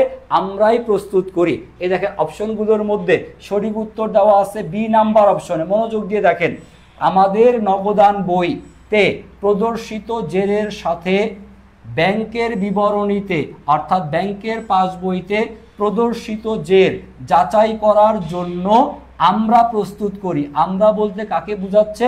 প্রতিষ্ঠানকে বোঝাচ্ছে। এখানে বলা ছিল ব্যাংক দ্বারা প্রস্তুতকৃত, এই জন্য এটা ভুল। এটা আমরা প্রস্তুত করতেছি, আমরা মানে প্রতিষ্ঠান প্রস্তুত করি। কার সাথে কার মিলানো? নগদান বইয়ের জেরের সাথে ব্যাংকের বইয়ের জেরকে মিলানোর জন্য, যাচাইয়ের জন্য আমরা প্রস্তুত করি। এটা হচ্ছে ব্যাংক মিলকরণ বিবরণী সংজ্ঞার মধ্যে পড়াইছিলাম। তাহলে সঠিক উত্তর হচ্ছে অপশন নাম্বার বি। আশা করি এই পর্যন্ত বুঝতে পারছেন। সো ব্যাংক মিলকরণ বিবরণী থেকে আর দরকার নাই। যে 10টা প্রশ্ন 11টা প্রশ্ন আমরা সমাধান করলাম, এই প্রশ্নগুলোই হচ্ছে বিগত বছরের ভর্তি পরীক্ষায় আসা প্রশ্ন। সো এই ক্লাসটা খুব মনোযোগ দিয়ে যারা শুরু থেকে শেষ পর্যন্ত করলেন তাদের সবাইকে ধন্যবাদ জানাচ্ছি। এবং আপনাদের সবার কাছে রিকোয়েস্ট থাকবে, এই পিডিএফটা যখন আপনার গ্রুপে দিয়ে দেওয়া হবে, আপনারা গ্রুপ থেকে অবশ্যই পিডিএফটা সংগ্রহ করে নেবেন। পিডিএফটা দেখে দেখে প্রশ্নগুলো আবার সমাধান করবেন, খাতার মধ্যে নোট করবেন। নোট করে হচ্ছে আমাদের আই এডুকেশনের গ্রুপে আপনি পোস্ট করে জানাইতে পারেন। এবং এই প্রশ্নগুলো খুব মনোযোগের সহিত আরও একবার দুইবার ভালো মতো পারার জন্য ক্লাসটা প্রয়োজন বোধে একাধিকবার আপনি দেখে নিতে পারেন। কারণ ক্লাস আপনার অলরেডি টাইমলাইনে শেয়ার করা আছে। ব্যাংক মিলকরণ বিবরণী থেকে একটা প্রশ্ন প্রত্যেক বছর আসেই পরীক্ষাতে, প্রত্যেক ইউনিভার্সিটি পরীক্ষায়। সো গত বছরও ঢাকা ইউনিভার্সিটি পরীক্ষাতে প্রশ্ন আসছে, ইনশাল্লাহ আপনাদের সময়ও আসবে। সো ব্যাংক মিলকরণ বিবরণী থেকে 1 নাম্বার কনফার্ম পাইতে চাইলে ক্লাসে যা পড়াইছি এতটুকু জানলে ইনশাল্লাহ এনাফ। আর যতটুকু পড়ালাম ফ্রিতে, আর একটু বেশি ইনশাল্লাহ পেইড ব্যাচে পড়াবো। সো যারা যারা এখনো ভর্তি হই নাই, একটু দ্রুত পেইড ব্যাচে ভর্তি হয়ে যাব। আমরা ফ্রিতে যা পড়াচ্ছি অনেক কোচিং সেন্টারের, অনেক অনলাইন প্ল্যাটফর্মে পেইড ভার্সনেও এত কিছু পড়ানো হয় না স্যার। ফ্রি আপনাদেরকে অলরেডি আমি 1.5 ঘন্টা পড়ায় ফেলছি। ব্যাংক সমন্বয় বিবরণীর বেসিক আলোচনা, ব্যাংক সমন্বয় বিবরণীর কঠিন কঠিন অঙ্ক, আমি চাইলে অঙ্কগুলো অ্যাভয়েড করতে পারতাম, বাট অঙ্কগুলো করাইলাম কেন? কারণ আপনি অন্য যে কোনো জায়গাতে ভর্তি হতে পারেন, বাট ভর্তি হয়ে যদি আপনি না বুঝেন, না পারেন, এই জন্য আগেই বিনামূল্যে পড়ায় রাখলাম, যাতে আমার ছোট ভাই বোনরা যারা ক্লাসগুলো দেখতেছে তারা যাতে অ্যাটলিস্ট এই ফাউন্ডেশনের ক্লাসের মাধ্যমে উপকৃত যেন হতে পারে। আমাদের এই ক্লাসগুলো ফ্রি, ফ্রি মানেই মাগনা না, মাগনা জিনিস পচা হয়। আমাদের এই ফ্রি বা মাগনা জিনিস পচা না, আমরা দামি জিনিস পড়াচ্ছি, ভালো জিনিস পড়াচ্ছি, কাজের জিনিস পড়াচ্ছি। সো ফ্রিতেই যতটুকু কাজ আপনার ইনশাল্লাহ হয়ে যাচ্ছে, পেইড ব্যাচের জন্য ইনশাল্লাহ আরও ধামাকাদার কিছু, আরও ভালো কিছু ইনশাল্লাহ অপেক্ষা করবে। সো সবাই ভালো থাকবেন, সুস্থ থাকবেন। ইনশাল্লাহ পরবর্তীতে অ্যাকাউন্টিংয়ের আরও একটা গুরুত্বপূর্ণ টপিক নিয়ে আপনাদের সামনে ইনশাল্লাহ হাজির হব। সেই পর্যন্ত সবাই সুস্থ থাকবেন, ভালো থাকবেন, এবং ক্লাস আমরা কেমন নিচ্ছি একটু আমাদের এই iEducationের যে অফিসিয়াল গ্রুপ, সেখানে একটু আমাদেরকে জানাবেন। আপনারা আপনাদের পোস্ট করে জানাইতে পারেন আপনারা কোন টিচারের ক্লাসগুলো করতেছেন, আমাদের স্যাররা ভালো পড়াচ্ছে কিনা বা মন্দ পড়াচ্ছে কিনা। যদি আমাদের কোনো ভুলভ্রান্তি থাকে সেটা শুধরাই দিবেন আপনারা, কারণ আপনাদেরকে সার্ভিস আমরা দেওয়ার চেষ্টা করতেছি, ভুলভ্রান্তি আমাদের হতেই পারে। আর আমাদের যদি কোনো ভালো গুণ থেকে থাকে, ক্লাস যদি ভালো লাগে, প্রশংসা করতে ভুলবেন না। ওকে, ভালো থাকবেন, আসসালামু আলাইকুম।